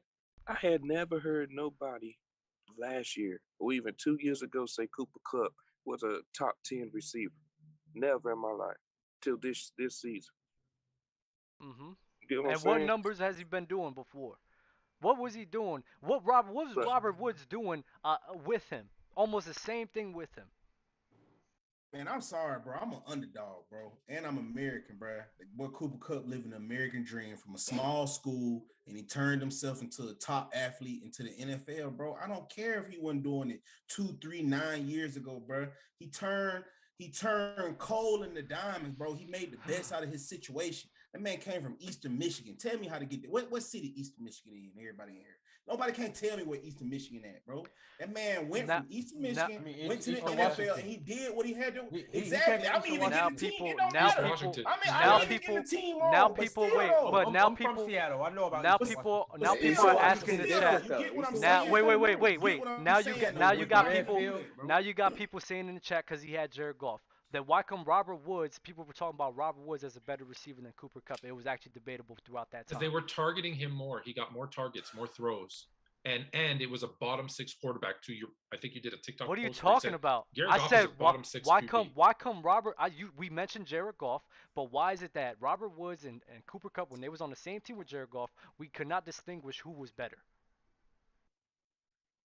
Thank you. It's silent. What do you talk? I don't, because no one knows what the hell you're talking about. You can't run the Thank same you. You guys type are of silent. plays. You guys are silent. Do you know You guys are silent. No one knows what you're talking. You might as well be talking. Nobody. No one understood what you said. Robert Dub, can we Woods get and this Cooper. draft Wait. going? Robert Bring it Woods in, and Cooper Kupp. please. You guys cannot distinguish on Coach who was Chris. better or not. Real Honestly, quick, you could not. No, I had something. I was, when I walked away, I was still listening, and you guys talking about like, oh, every receiver, the things every receiver can do, Cooper Kupp can do, and you're talking about like, oh, his yard, his yak width is the same as Tyreek Hill, but I mean, we're not really over here saying that Cooper Kupp can take a 3-yard slant for 80 yards like Tyreek Hill can, are we? Like, What I'm saying is, I ain't gonna who say was number? 80, Hold but on. it might be like 65. What I'm saying is, look, he's not the same player as Tyreek Hill. No. But my point is this: who had the most yak this year? Yeah, right. Oh, it's Cooper Kupp. no, right? Cooper Player, Kupp. or is Hold he on. as productive? I will say he's as productive, or if not Who had more the most productive. big plays this? Who had the most big plays this year? It's Cooper Kupp. Probably Kupp. Yeah. So my point is what I was saying. So when you were away was you can't tell me that his hands are terrible. His route running is terrible. So what I'm saying is he does everything, maybe not better than anybody else, but he does it as well. Like it's not a huge drop off. And then when you add in that there's not a huge drop off in all these other things, route running, hands, and I think he is a better blocker, all these things, and then he produced more receptions, yards, touchdowns, yak, big plays. To not have him in your conversation as one of the best wide receivers this season is crazy. And when Dub says, well, I don't like the way the offense looked when he's the number one guy. I don't like the way he got his yards. Okay, that's preference. That has nothing to do with his ability. That's your own bias and preferences. You could really sustain you could sustain a check down offense with no good running game throughout the entirety of the season. You know how many Super Bowls Joe Montana and the West Coast Answer offense the question. Won? Yes. Man, yes, Mark 100%. Sanchez With no NFC running game championship and a straight check down down. offense. Bro, stop playing with me. Mark Stop Sanchez, it. man, Mark Stop Sanchez. Did you hold on. You say you watch a lot of tape. You said you watch a lot of tape on Cooper Kupp. Go watch Bill Walsh's West Coast offense with Joe Montana and watch what they do. Watch what they do. Check down, check down, check down, check down. Did they have a running game? Enough of a running game, yeah. I'm saying the Rams did not have a strong running game. What are you talking about? Like, what are you talking about? They- I'm they- saying They use the short pass you're in taking lieu of one a part. run. The Tom Brady the Patriots did the same thing where they had a great running game and they used check down offense with Julian and all the When receivers. did the Patriots have a great running game? They was one of the leading rushers for a large portion of the time with Tom Brady. Just because they didn't have a big name running back on their team did not mean that they was not a good rushing team. They definitely was. Go check the stats because now you're misinformed. That was why they were able to do that because they were able to rush the ball. I'm saying if I'm not able to rush the ball and Cooper Kupp is the number one receiver of my team, my offense is gonna be trash. It is. It gets the job done. Just like when OBJ went out. And You don't like it, one but it got drive, the job done. one drive again. That's all one they drive. needed. They went three That's and all out, they three needed. and out, three and out, and then one drive they had one good one. All right, they you needed. ready for Well, this? you know what? You Your ready boy for this Matthew draft? Stafford should have done more. Can we draft? Yeah, I'm Let's ready. draft. Let's go. We've Let's talked draft. about Cooper Kupp since we started this show. Can we draft? Man, Yes, I'm sir. Please. running so I'm ready. Let's draft. we need some. Hey, and while you over there rushing us, I'm gonna rush you. Get some Players Choice Gridiron stuff merch. Because My cup runneth over. these 32 viewers in the chat, man, come on, bro. They team Gridiron. We got 32 views. They gritty. Yeah. They That's gritty. fire. Hey, y'all boys gritty in the chat because they mess with Gridiron, man. We Hey, gritty first, out here. hey, our first installment of shirts. Obviously, my cup runneth over. Second, we're gonna get. Hey, you know how it was a slogan back in the day where they were saying not back in the day, but just a little bit ago where they were saying trapping ain't dead. Well, for Bama, we're gonna get the run game ain't dead. Oh yeah. All right, the run game has not died. Yeah. All right, we're gonna get that. These fantasy football watchers just scared. Yeah. Also, we're gonna get the Player's Choice gritty, not gridiron. Player's Choice gritty. Okay, We're gonna do that. All right. Any other suggestions? You guys feel free to DM me, and we'll put something together. Herbert over barrel. Need that. Herbert over barrel. We're not doing That's that. nasty. We will not. That ain't nasty. That ain't nasty. That's nasty. Come on, chat. Herbert over barrel, man. Come on. Y'all ready? I'm ready. All right, we ready? So wait, to rock? how we gonna do this? We just each one of us is just gonna pick one. Everybody's gonna pick one. We're What are gonna we take a picking? tally. We're picking our all pro teams. All-pro, Chat, okay. give us a an order to go by. Hold on. Not every position though. Yeah, every position. Man, Left tackle, right tackle, center, Yeah. everything. everything. Damn. Okay. I was saying just skill positions. We gonna be here till 1 a.m. Can we just do skill know. positions? It's late. I could take it I'm out. tired. I could take it out. I could take the lineman, the offensive lineman out. I like the defense though. You like the defense? I'll leave the defense. And what about special teams? Y'all want to do special teams? No. Okay. The NFL's trying to get rid of special teams. Didn't you see they made a deal with the XFL? They're gonna try like no extra points. You get the ball at the 5, the 10, For real? and the 5, the 10, and the 20 for 1 point, 2 point, 3 point conversion. They're trying to get rid of the kickers. Damn. They're selling them back to FIFA. FIFA. So I am so glad I gave an order. Dub, Coach Chris, Ben, Ron, me, then Floyd. What was last? Let me just finish this real quick. Get this all in order. Cause you Ain't gotta no switch right it up. foot creep. I bet. Alright, so y'all know who I'm going with. Oh wait, Okay. no wait. All pro first team. Now this is production dependent, so I'll go with Aaron Rodgers. I was gonna say Patrick Mahomes. Alright. There we go. Aaron Rodgers number 1. Okay, we got one Aaron Rodgers. Coach Chris.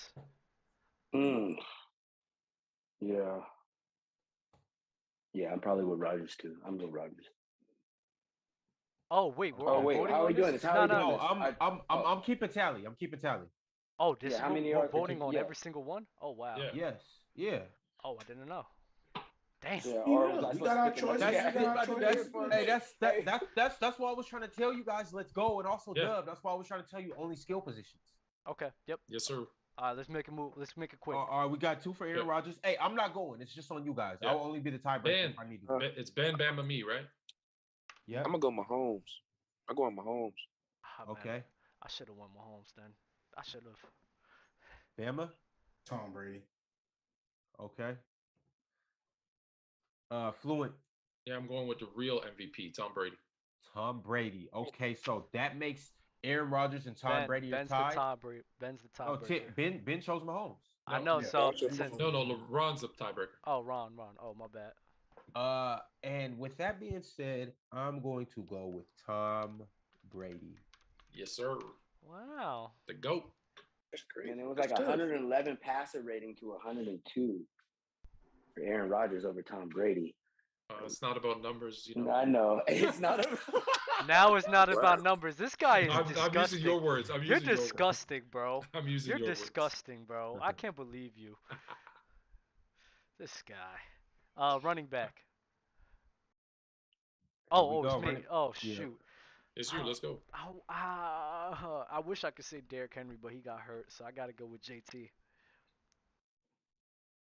Okay, Jonathan Taylor. Yeah. Okay.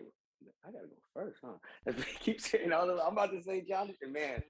You can go. No, you can just agree. No, you can agree with Jonathan yeah, I know. I'm trying to think. Like there wasn't nobody better than Jonathan Taylor this year. No. Nah. So you got Jonathan Taylor? Yeah. Oh yes. Okay. Ben. JT. Okay. Bama. I would have went Joe Mixon. That's who you're going with? Yeah, he's going. I'm JT too. I'm JT as well. Okay. JT wins by a landslide. Next, we got wide receivers. We get two? Yes. Yeah, 2 wide receivers. Devontae Adams. Okay, you want to just go You get two. You get two. Oh, Devontae Adams and Cooper Kupp. Devontae Adams and who? Cooper Kupp. This is all pro teams. All pro teams are all season based, bro. Yeah. I'm not stupid. So I gotta pick Cooper Kupp. Okay. All right, Chris. Right, 2 wide receivers. 2 wide receivers. Just to be a little different this time, I'll go Tyreek and Justin Jefferson. Ooh, that's good. All right. I'm going Adams and Cook.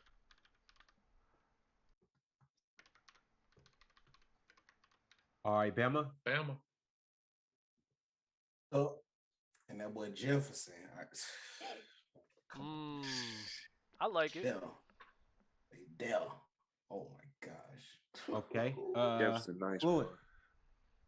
My cup, as you know, runneth over. So I'm gonna take my boy Cooper Kupp and give a little love to the Super Bowl should be champions, Jamar Chase. Okay.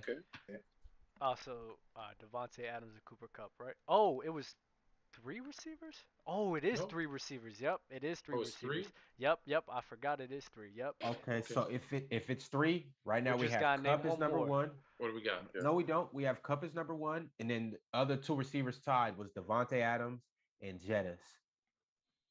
That's tough. Oh yeah. Well, I was gonna have Jettis and as a 3rd spot, so. We do got 3 picks. Okay. Yeah. My bad. Everybody gets one more. I got Jettis in there, so Jettis could definitely make. I got Jefferson too. Mm-hmm. I'll put Jefferson in there. Okay. You got one more, Coach? Oh, then it's Kupp. Okay.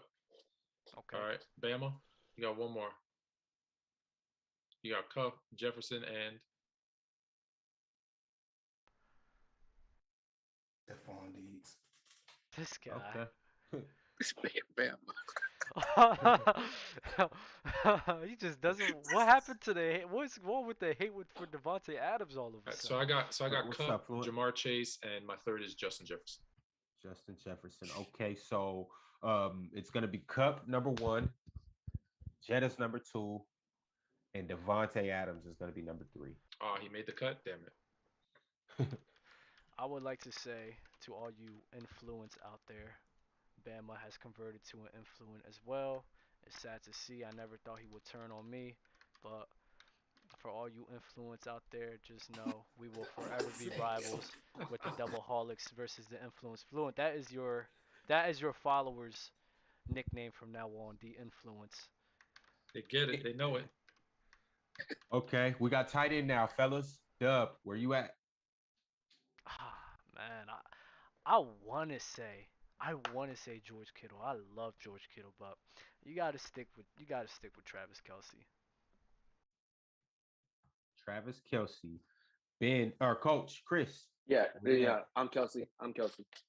Okay. Travis Kelsey for Ben. me too. Travis Kelsey. Bama. Please say. Who? You heard me. I know I didn't. Cliche. Oh, okay. Mm-hmm. Well, clear. We only have one tight end spot, right? Yeah, just one. So Kelsey's in. So I'll just say Cole Kmet. Yeah. Let me get a pair up in here. Travis Kelsey, it is. All right, now we're jumping to the defensive side. Yo, Kieran, Mark Andrews is actually a great pick. That was. You don't want to do.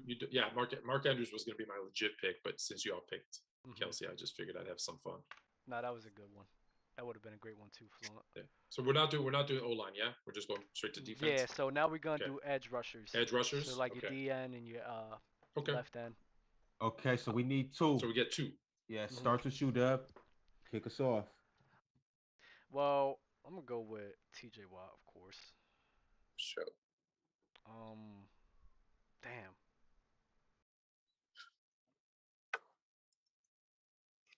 Shit, I don't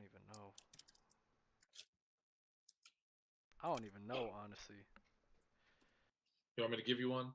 No, let me think. Myles Garrett. Oh, no. Yeah, I'll stick with Myles Garrett. Yeah. All right. I'll go TJ Watt, Max Crosby. Get my Raider up in there. That's nice. That's nice. Okay. Ben. I'm going TJ and Myles Garrett. Okay. Bama. Just to mix it up, because Dub already took mine. I'll probably say TJ and Matt Judon.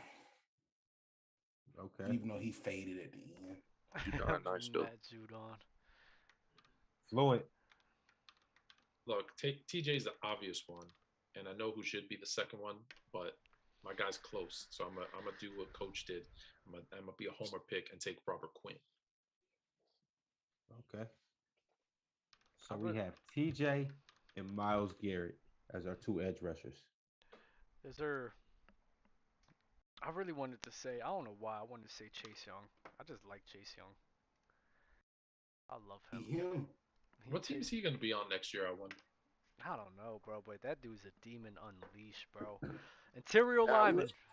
I will say this: if Russ do go to Commanders, I would love to have Chase Young.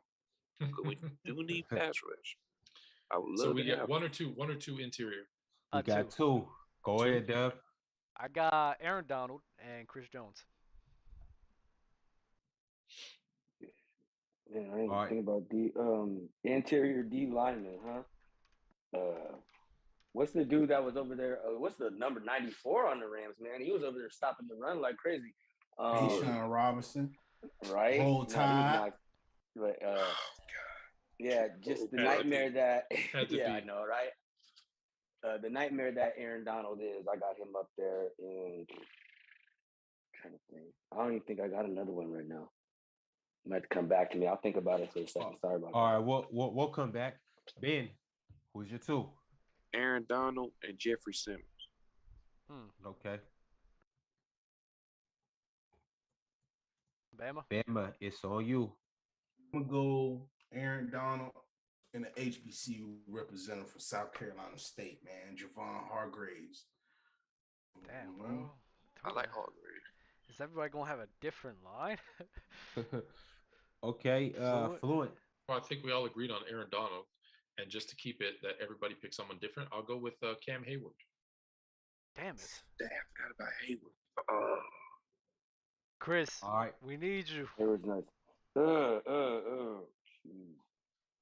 All right, you know what? Am I the tiebreaker if I pick one of them, one of the other guys, or what? Yes, all right, sir. Give me the list again. Give me the list. No. You got it. I want to hear your full. I want to hear your lineman. unbiased opinion. I need to hear this. What is your Nah, man, 'cause I unbiased can't even opinion? think. Like, I'm trying to think of like a. Is there a tie? Is there a tie run for the second Yes, round? it's a tie between Simons, Hayward, Hargraves, and Chris Jones. There you go. So there you go. There's your four. Oh. You be the tiebreaker. Cameron Hayward's not a bad one. Oh, Hargraves. Hargraves. Yeah, Hargraves. Oh my God, how the hell do you spell that name? Ace Hargraves. No, the full. Wait. No, his full name. Javon. J-O-V-O-N. Javon. I don't think anyone's spell checking it, so I think you're good.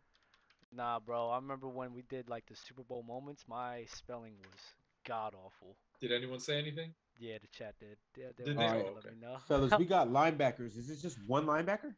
No, it's got to be two. Linebacker. Maybe three. Oh, you know what? I forgot about that. Three linebackers. 3 linebackers. Yep, 3 linebackers and 2 CBs, and then 2 safeties. I got it. I'll fix it. All right, here we go. Linebackers. Dub, it's on you. It'll be interesting. If you want to, I can come back to you. Come back to me, please. Come back to me, please. Chris, it's on you. 3 linebackers. You want to do reverse order? Those two guys need. You want to go reverse order? Yeah. Go reverse. Okay. Go ahead, Fluent. Can I go Roquan Smith, and Roquan Smith? No. Okay, fine. I'll go Roquan Smith, Bobby Wagner, and give me. I know Mika had a good year, but I'm gonna go Darius Leonard. I'm gonna be a little different. I think everyone's gonna pick Mika or Micah, whatever the hell. I always say his name wrong. Michael Parsons. Yeah. Wait. You picking safeties already? No, linebackers. No, Parsons is the linebacker. Oh, okay, my bad. So okay, Darius, you got it. Oh, I forgot. You got it wrong. He was really an edge rusher, but yeah, I guess. Who you got, Bama? Who you got, Bama? I hate Fluent just stole my guy. But I don't know why y'all just Bama, it don't matter if somebody Fred Warner. You can agree with me. Fred Warner, Darius Leonard, and then I'm gonna go Give Roquan his love. I like Roquan, bro, but I gotta go with my boy Hendricks from the Bengals, bro. I like that effort he put in this year, man. That's a good pick. Yeah. I don't know his first name, but number 91, Hendricks. He played linebacker, bro. I like him. First sack in the Super Bowl, Hendricks. Okay. Ben. I'm going to go Michael Parsons.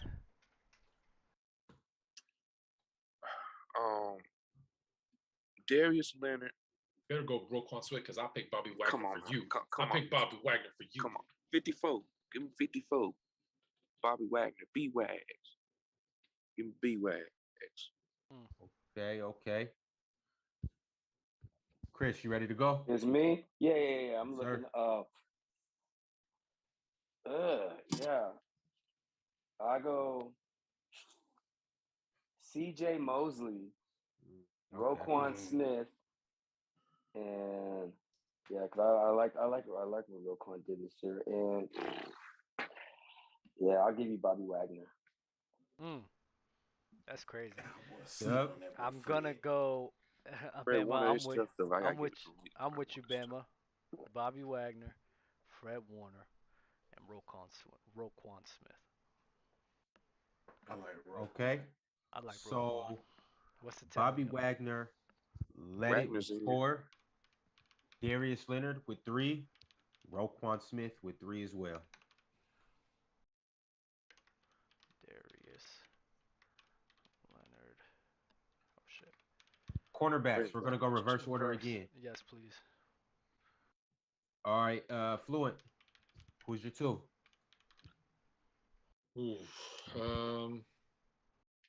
Damn.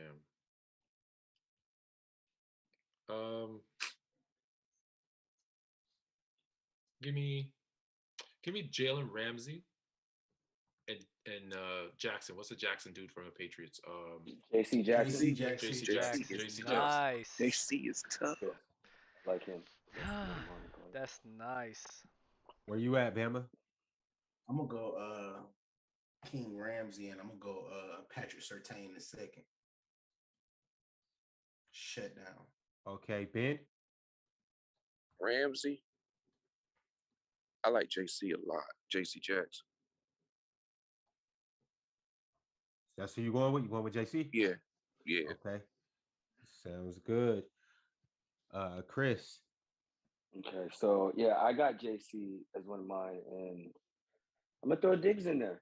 I mean, he got burnt a lot, but he was ball hawk this year. Trayvon Diggs. He was. He's also free real estate too, though. Oh yeah, he was. But look at as a cornerback. I mean, as a cornerback, I mean, you make one, you're gonna give up some. So every time you make one, your one is usually bigger than what you're giving up. So, every one pick, that's a whole nother possession for the offense. Every catch is not a touchdown. Every catch is not a first down even. Every pick is a new play, is a new opportunity for the offense. And he gave the offense 11 opportunities. Do we know how many touchdowns he gave up? Oh, probably a lot. He gave up Did he give up a lot of touchdowns? Yeah. I know he gave up a lot of yards. I know he gave up a lot of yards. I don't know how many touchdowns. Kendrick Bourne, I remember Kendrick Bourne him with an in and out route, bro, and I was like, boy, that was disgusting. What it was said, it's free real estate. Real estate, boy. But what are you gonna tell your DBs? Some of your DBs, you want your DBs to be aggressive. It was funny. Yeah. It was funny because he had a pick six, but then the very next play, he gave up a pick. I mean, he gave up a TD. It was hilarious. It was hilarious. Yo, Dub, it's on you. Also, are we doing 3 cornerbacks? Because if so, you pick 3 times, and I'm gonna go back. We're just gonna do the first team, bro. It's getting late out here. Cool. Well, I mean, you put 3 up there. That's the only reason I asked. Oh, cornerbacks? Wait. Oh, my bad. No, I thought you said quarterbacks, but nah, corner. I took the second CB out. All right, cool. All right, it's on you. Of course, I love Jalen Ramsey. Gotta have him in there. And I'm stuck between AJ Terrell and JC Jackson. Oh, I forgot about AJ. I'm just off because nobody else picked him. I'm gonna go with AJ Terrell though. That's a good pick. All right, we are on safeties, fellas. Dub, you want to kick it off, or you want to start last? Wait. Who was Oh, my bad. We got Jalen Ramsey. Mm-hmm. He finished first, and then we got JC Jackson. JC Jackson. Okay, I'm not mad at Jackson. Okay, I'm not mad at it. I could go for safeties. I'm gonna go with oh, that's why I thought he was a safety. I'm gonna go with Micah Hyde.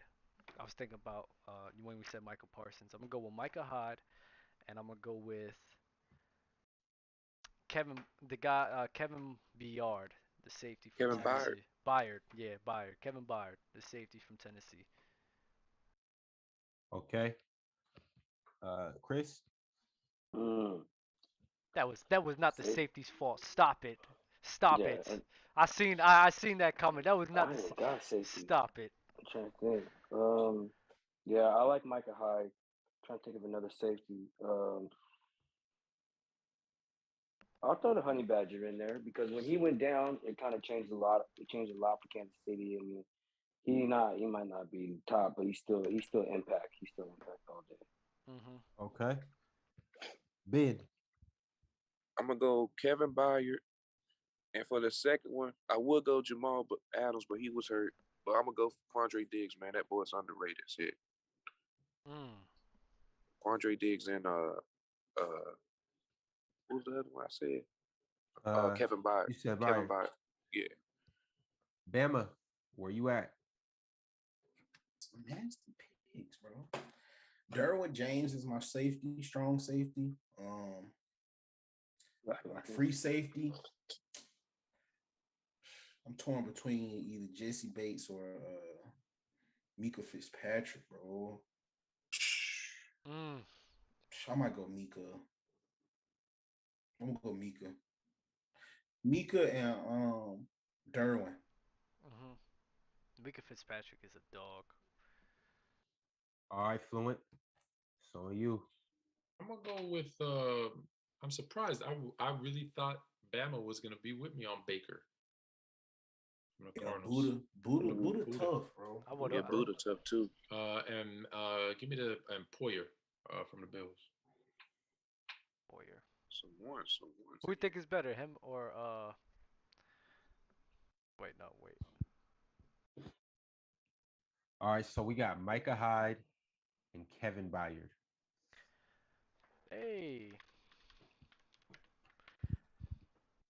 Who do you think is better, Fluent? Micah Hyde or Jordan Poyer? Poyer? Yeah. You guys think it's Poyer? A little bit, but I think the two of them, like, that's probably It's a the wash. best safety team. Tre'Davious White. You know what I mean? They're better because of each other. Yeah, they're better because of each other. Thanks. That's what I was trying to say. Thanks, Chris. Yeah. Oh, it's kind of like the Seattle Seahawks with Richard Sherman and Cam Chancellor and Earl Thomas and all them boys. Yeah, kind of like that Legion of Boom, where like individually, you're probably not. You know, I know I'm gonna get some heat from Ron and Ben, but like individually, they're not going on another team and they're not shutdowns, but as a collective, they're much better as a collective versus individuals, which is what a team should be, really. Earl Thomas was all right when he was with the Yeah. But I'm saying collectively, they were a lot better than any one of them individually. Yeah, I agree with that. I agree with that, Fool. Agree with that. I don't know. Are we doing kickers and stuff too? No. No. You said no. We good, bro. All right. I just wanted to. I just thought we were all gonna agree on Carlson and get a Raider in there. Yo, I was gonna say Carlson too. That's crazy. I was gonna say Carlson too.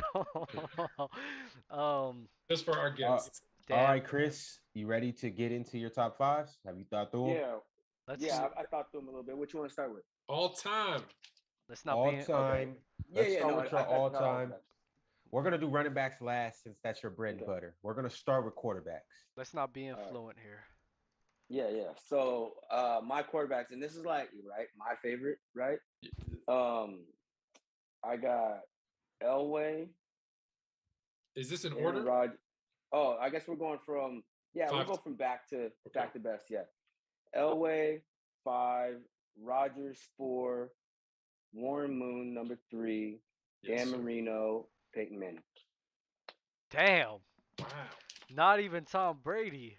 No, Brady. I mean, Tom Brady is a great winner. I just think Peyton Manning was a better quarterback than him. Like, just all the things he could do.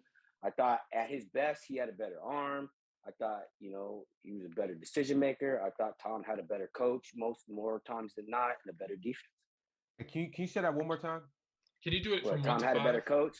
No. Okay, 1 to 5. 1 to 5. 1 to 5. So for the TikTok. Peyton, Marino, Moon, Rodgers, Elway.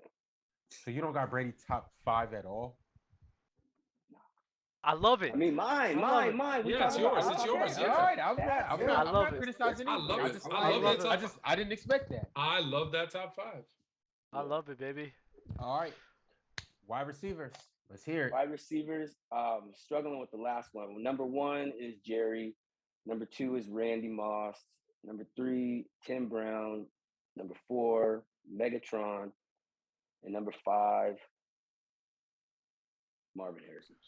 No T.O.? You know what? T.O.'s nice. Marvin Harrison does not get enough. That's kind of hit. Not at all. Marvin Harrison does not get enough love. He doesn't. He doesn't, and I know Tim Brown because he's a Raiders fan, so he saw how good Tim Brown was. A lot of people don't remember how good Tim Brown was. That's a good Tim pick. Brown was Timothy. You want to give your current players as well? Ooh, let him finish. Got running backs, man. You're doing running backs? You're doing running backs too? Okay. My current was my key to getting back on one time. I was gonna leave that for next time. We'll leave that next time. Definitely gonna have you back, Chris. We love your energy. Running backs. All right. Jim Brown, best player ever. Gale Sayers, Barry Sanders, Walter Payton, and Priest Holmes. That's a hard one for me. I'm a Raiders fan, but Priest Holmes. I wore number 31 in college because Priest Holmes was my guy. No Ricky Williams. Y'all forget about Ricky No, all I said was Ricky Williams was better than LT, bro. Y'all listen. All right, time out. Can I just say? Ricky Williams and LT. Anytime someone has Walter Payton and Gale Sayers in their top 5, I respect the hell out of you. So we good. We always good. I grew up watching the old videos, man. Just for that, you and me are good forever. Yeah. Yo. But before we close everything out, I want to hear what you have to say about this, Chris. We have Ricky in one corner, run Ricky run, and then we have LT in another corner. Which corner are you choosing to go to as a coach? I'm for the one from San Diego, not the one who played in San Diego. I'm Ricky all day. Oh, okay. I'm Ricky all day. I just think reasoning. Thank you. I mean, a mutant. LT was nice, but Ricky was like probably one of the. Ricky was close to Bo. Like, y'all don't think about it. Like his size, his speed, he had cut. I mean, this man had vision. Like, going crazy. Are you taking Ricky though? Are you taking Ricky over LT as a pure runner and kind of ignoring the pass catching about LT? I'm ignoring career. He could pass catch. No, he could pass catch. I'm not saying he couldn't. No. I've never seen a running back like, and that's the thing that kind of killed me, because I remember like growing up too. I was like, oh, throwing in that box. Oh, he can't catch. I'm like, throw me the ball. Throw me the ball and see if I can catch. So it's always kind of what. And let's not forget, LaDainian Tomlinson had the thin version, North Turner. He's basically like Sean McVay. Hey, I got a new way to use these players and how to get them the ball. Hey, how about I use my running back in the pass game? North Turner, moving on from Marty Schottenheimer, old school. North Turner was that new breath of fresh air. This is how we're going to use our running backs. Ricky Williams he basically played on a plantation, 1,000 carries in 2 years. Dude, do y'all not realize how ridiculous that is? Well, hey, listen, man. Williams was tough. See, I don't know. Can you read this name right here? My coach gave up an entire draft class for Ricky. Trust me, I love Ricky. He just broke my heart. He broke my heart. I was going to become a Saints fan. Because they got my coach and they drafted Ricky. He broke my heart. I have a question for you, Chris, because it seems as if you really don't go off like career accomplishments and everything like that. Why come has Patrick Mahomes close to your top 5? I don't know. I need to ask this because this is out of curiosity, because his QB list, he doesn't have Tom Brady in, so I would love to just know out of curiosity. It's not like I'm saying. It's not necessarily. I don't look at career, because I got old heads in there that are done and been gone. I look at career, but I'm just saying, like, who would I pick, right? I'm not saying who had the best numbers. Oh, Emmitt Smith's the best running back then if the best numbers, but I'm not taking Emmitt Smith over Barry Sanders. No, not in any day. So like I said, if all things being equal, you show me Tom Brady at his prime and Peyton Manning at his prime, and just say pick one, based off of the throws that they can make and everything else, I'm gonna not looking at the numbers, looking at he's gonna throw it. I'm the scout at the scouting combine. And I'm looking at these two guys. I'm picking Peyton Manning. But what about and that's what I'm saying, because Mahomes is arguably one of the most talented players ever. So that's why I'm asking, where does he rank for you? He's already top 10 probably on mine. Okay. If I had to think about it, he's already top 10. And it's just a matter of keep going. I don't think it's like necessarily, you got to win X amount of Super Bowls to be considered the greatest or like the best. I think, given a better team, because it is a team thing. Super Bowls, quarterbacks get so much of the credit, but how many of Tom Brady's Super Bowls were won by his kicker or his defense? Of those 8, he's had a few good games, but most of those weren't. Would they beat the Rams 13? Yeah, what would they beat the Rams? Chris, I don't mean to start a fight with you, but it's interesting. About an hour and a half ago, you said, well, Damien Williams got those touchdowns because Patrick Mahomes put him into a position to get those touchdowns. And now you just said that a kicker won it for Tom Brady, completely eliminating the fact that he put that kicker in a position to kick. I just find that interesting. I wanted to ask you about what about. But he said the defense as well. He said the defense as well. He's in his top 5. Was Marino in your 5? Yeah, he's 3. Oh, okay. Marino's 2. I didn't. Thank you. He's 2 above Moon. He's right above Warren Moon. I think Patrick Mahomes is not better than neither one of those two. No, I don't think Marino I don't think Marino and especially Moon ever get enough airtime, because those two are 2 of the greatest quarterbacks ever. So I appreciate that you have both of them in your top 5. We don't talk about those 2 enough. But I think ridiculous. Too with Warren Moon, it's like, imagine if he didn't have to spend 5 years in the CFL. You know what I mean? But like, you know, that was 5 years taken away from his prime. You know, that he had to come in. You know, he came in 5 years late. Yeah. And he still did kept a Hall of Fame career. 5,000 yards because the each year. NFL the NFL was racist. He had to come to CFL. I will say it was our gain because you don't know this. I'm in Canada, so I really enjoyed watching Warren Moon up here. It was with a bigger field, and all they do is throw. Oh, it was beautiful. It was beautiful. Yeah. Wow, very exciting. We're definitely gonna have you on again to hear your top 5 current players. That is definitely fire. Double let you talk next time too. I liked his list. Honestly, I love his list. I like his list too. I love it. Then he has Mahomes top 10. Next time I have the mute button, so I can shut these guys up and I could just let you go. No, you're good, man. You're good, man. Right. I appreciate the love. I appreciate y'all letting me on, man. Bama, man, I'm so proud of you, bud. I'm so proud of you, man. You've been doing your thing, man. All you've been doing is grinding. Stay grinding. I love it, man. Keep doing your thing. Oh yeah, Coach Chris. That means a lot coming from you. Where you located, Chris? I'm in Reading. That's where I met Bama at. In the big Reading, California, baby. Yeah. I'm 35-30, baby. Link up, man. Because once I found out he's out here, I'm like, shoot, man, we're about to link up, play some ball or something. Where's Reading? Like where is Reading? It's in North California. Like where? Like way close up to what? there. Sacramento. Yeah, it's like, Sacramento. You ever heard of Chico? Okay. It's an hour from Chico. Oh yeah, from where Aaron Rodgers is from, right up the street. Paradise. Yep. Yeah, so I'm originally from Southern California, but I went to Humboldt State, which is in Humboldt. You know, if you ever heard of anything like about Humboldt, yeah, it's all true. But it's all true. It's all true. Reading is like 2 hours, like 3 hours east. You know, and 2 hours north of Sacramento. So it's just a drive in. And then once I got, I met my wife, we had moved out here and then started having kids and whatnot. And now we kind of stuck for a minute. Yeah. All right. I loved your QB list, honestly. I like that you left Brady out, honestly. Hey, I'm a Raiders fan, man. You know what? I think I'm gonna redo my list. Fluent. Yo, stop and agreeing with me. The fact that they had a commercial and he was joking about that, he was like, "Oh yeah, it's a." There's no. Fluent. Stop with him and C Wood. Did y'all see? They joke. Yeah, they was joking, bro. I need you to stop agreeing with me because I thought the same thing. I thought about redoing my list as well. I think about redoing my list and just being like, forget all the narratives. I'm just gonna pick who I like the best. I like that better. I like that. And has Tom Brady won anything for real? It's Deflate Gate, Spy Gate, Tuck Gate. Well, it's like you said, when he came back from 28-3, nobody credits the defense for being able to stop them. They don't let, you know what? Can you put this on the docket for next time, LeRon? Now that Tom Brady retired, right?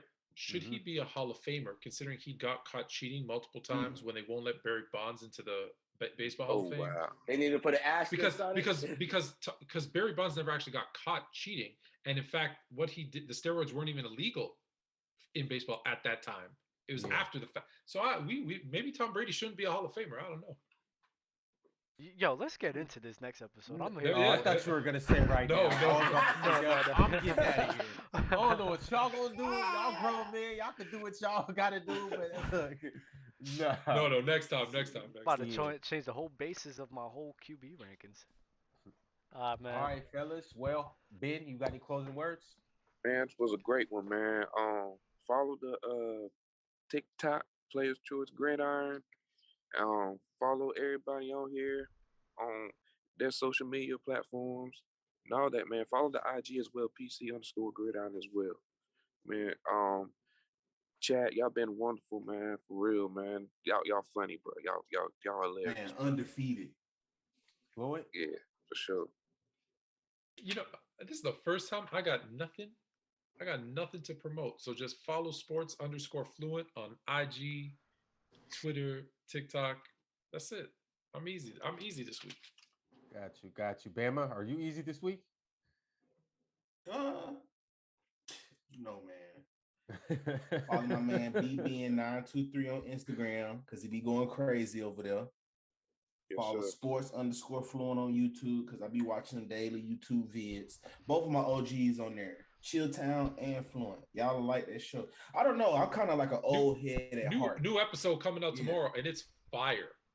So follow them on that. Scam Thanos TV, TikTok, you know what I'm saying, with the Apex. I ain't got too sweaty, so I might retire for a little minute. But most importantly, follow PC_gridiron. But that grandma stank, boy. I muted him. I muted him. I muted him. I muted him. Nah, no, unmute him. Why? Let him unmute him. Unmute him. You gotta unmute your mic, man. Unmute him. Let him go. Nah, they can't mute me. Boy, your grandma stank. Your daddy feet little. He can't eat at Burger King. He can't eat no waffle because his hands too little. Your sister ain't got no edges. So follow, like, stop playing. Like, y'all been doing good because we up to 8K. So we need to be at 9K by next episode. All of those things will happen. So share this with somebody. Tell them to share that with somebody. Come in, talk to us, Clubhouse, all of that. And come on, man, Dub's a casual, bro. Don't y'all want this channel to grow so we can get on him on a larger scale about being a casual, trying to put Patrick Mahomes in his top 5, and this man is on the verge of falling short. So yeah, man, do those things. I know I said I didn't have anything. I know I said that, but because Bama reminded me, the next episode of Fluent and Chill that's coming out tomorrow morning, it'll be noon Eastern, Wednesday noon Eastern. Listen, we're talking about 5 quarterbacks and where they're going to end up. It's good. We're talking about the NBA All-Star Game. It's fantastic. We're talking about Braun and Bronny. That's good. Conspiracy, the HGH. Was LeBron cheating using HGH? But more importantly, we do a segment called Mail Drop where we answer questions from our viewers. And there's some good ones, but I want to put this one out there because it's important. Because we do sports, basketball, football, and life. Should I, this is one of the questions that we answer, should I/can I, this is for Dub, date my friend's ex or her sister or her mom? Is that allowed? What the? That's the next episode of Fluent and Chill. What kind of question is that, bro? What? Viewer's choice, baby. Viewer's choice. Can I date my best friend's ex or his mom or his sister? Like this. Your mama ain't safe with me, fam. You really? Let me clear. Your mama ain't safe with me, man. Your ex I think it was Ron who sent in that question. Hey, y'all need to have me on an episode for real. We're not the same. That's all I'm gonna say on the way out. Chris, any closing remarks? Anything you want to tell the people? Oh man, appreciate it, man. Appreciate y'all having me on. I'm trying to think. I ain't really got nothing to promote. I'm on Twitter, ISoCold. That's about it. Shoot, I don't really post that much. You want to check something out? Some of my partners out in the Bay, they got a rap group, Fresh Coast Connection. They let me rap on it sometimes. It's on iTunes, Spotify, all the streaming platforms. Check them out. They'd be super excited if they got some actual streams one time. You know. But other than that, man, you know, peace. Like I said, appreciate y'all having me on, man. I love the format. I love what y'all doing. I've seen a few episodes. Y'all doing real big things. Keep up the work, man. Keep grinding. Hey, it's gonna be big. Tell your boys if they want to make a theme song for us, they more than welcome to. It get put on the beginning of every episode. Ooh, yes, sir. We'll look at it. Yo, I don't mean to hijack this, but straight up, Fluent and Chill and I'm Fluent and Chill. We're looking for someone to do that, and we'll put it. Yeah, we got. Yeah, we. Okay. Well, I'll send Bama some information to send you. Yeah. And just like, you know, go over kind of what you want maybe in it, and we'll try to see. If we can move over. I am athletes. Move over. I am athlete. We taking over. All you got to do is drop a Cooper Cup reference. All you got to do is drop if you don't follow your grandmama stank, and then you know your mama ain't got no edges. Right. Your mama ain't got no edges. That's the hook. All right, most definitely. Dub, you got any closing words? Man, appreciate you guys for sticking it out. We had 32 viewers today. I think that's the biggest number that we've had. So we're grown, bro. Appreciate you guys in the chat. Appreciate you guys for repping the Remy, the Henny Dub emotes, bro. Appreciate you guys for real. My main word of the day, my main phrase of the day, let's not be influent, you know? Be influent, baby. Bama has converted over. Call me a casual, but this casual is called a lot of the things that's happened in an NFL more than any of these guys up here. So this casual has been right about more things than 50-50 these non-casuals right here. Picking teams. I told you about the offense. I told you about the 1-2 record with the Cardinals. I told you about the Chiefs, man. 50-50.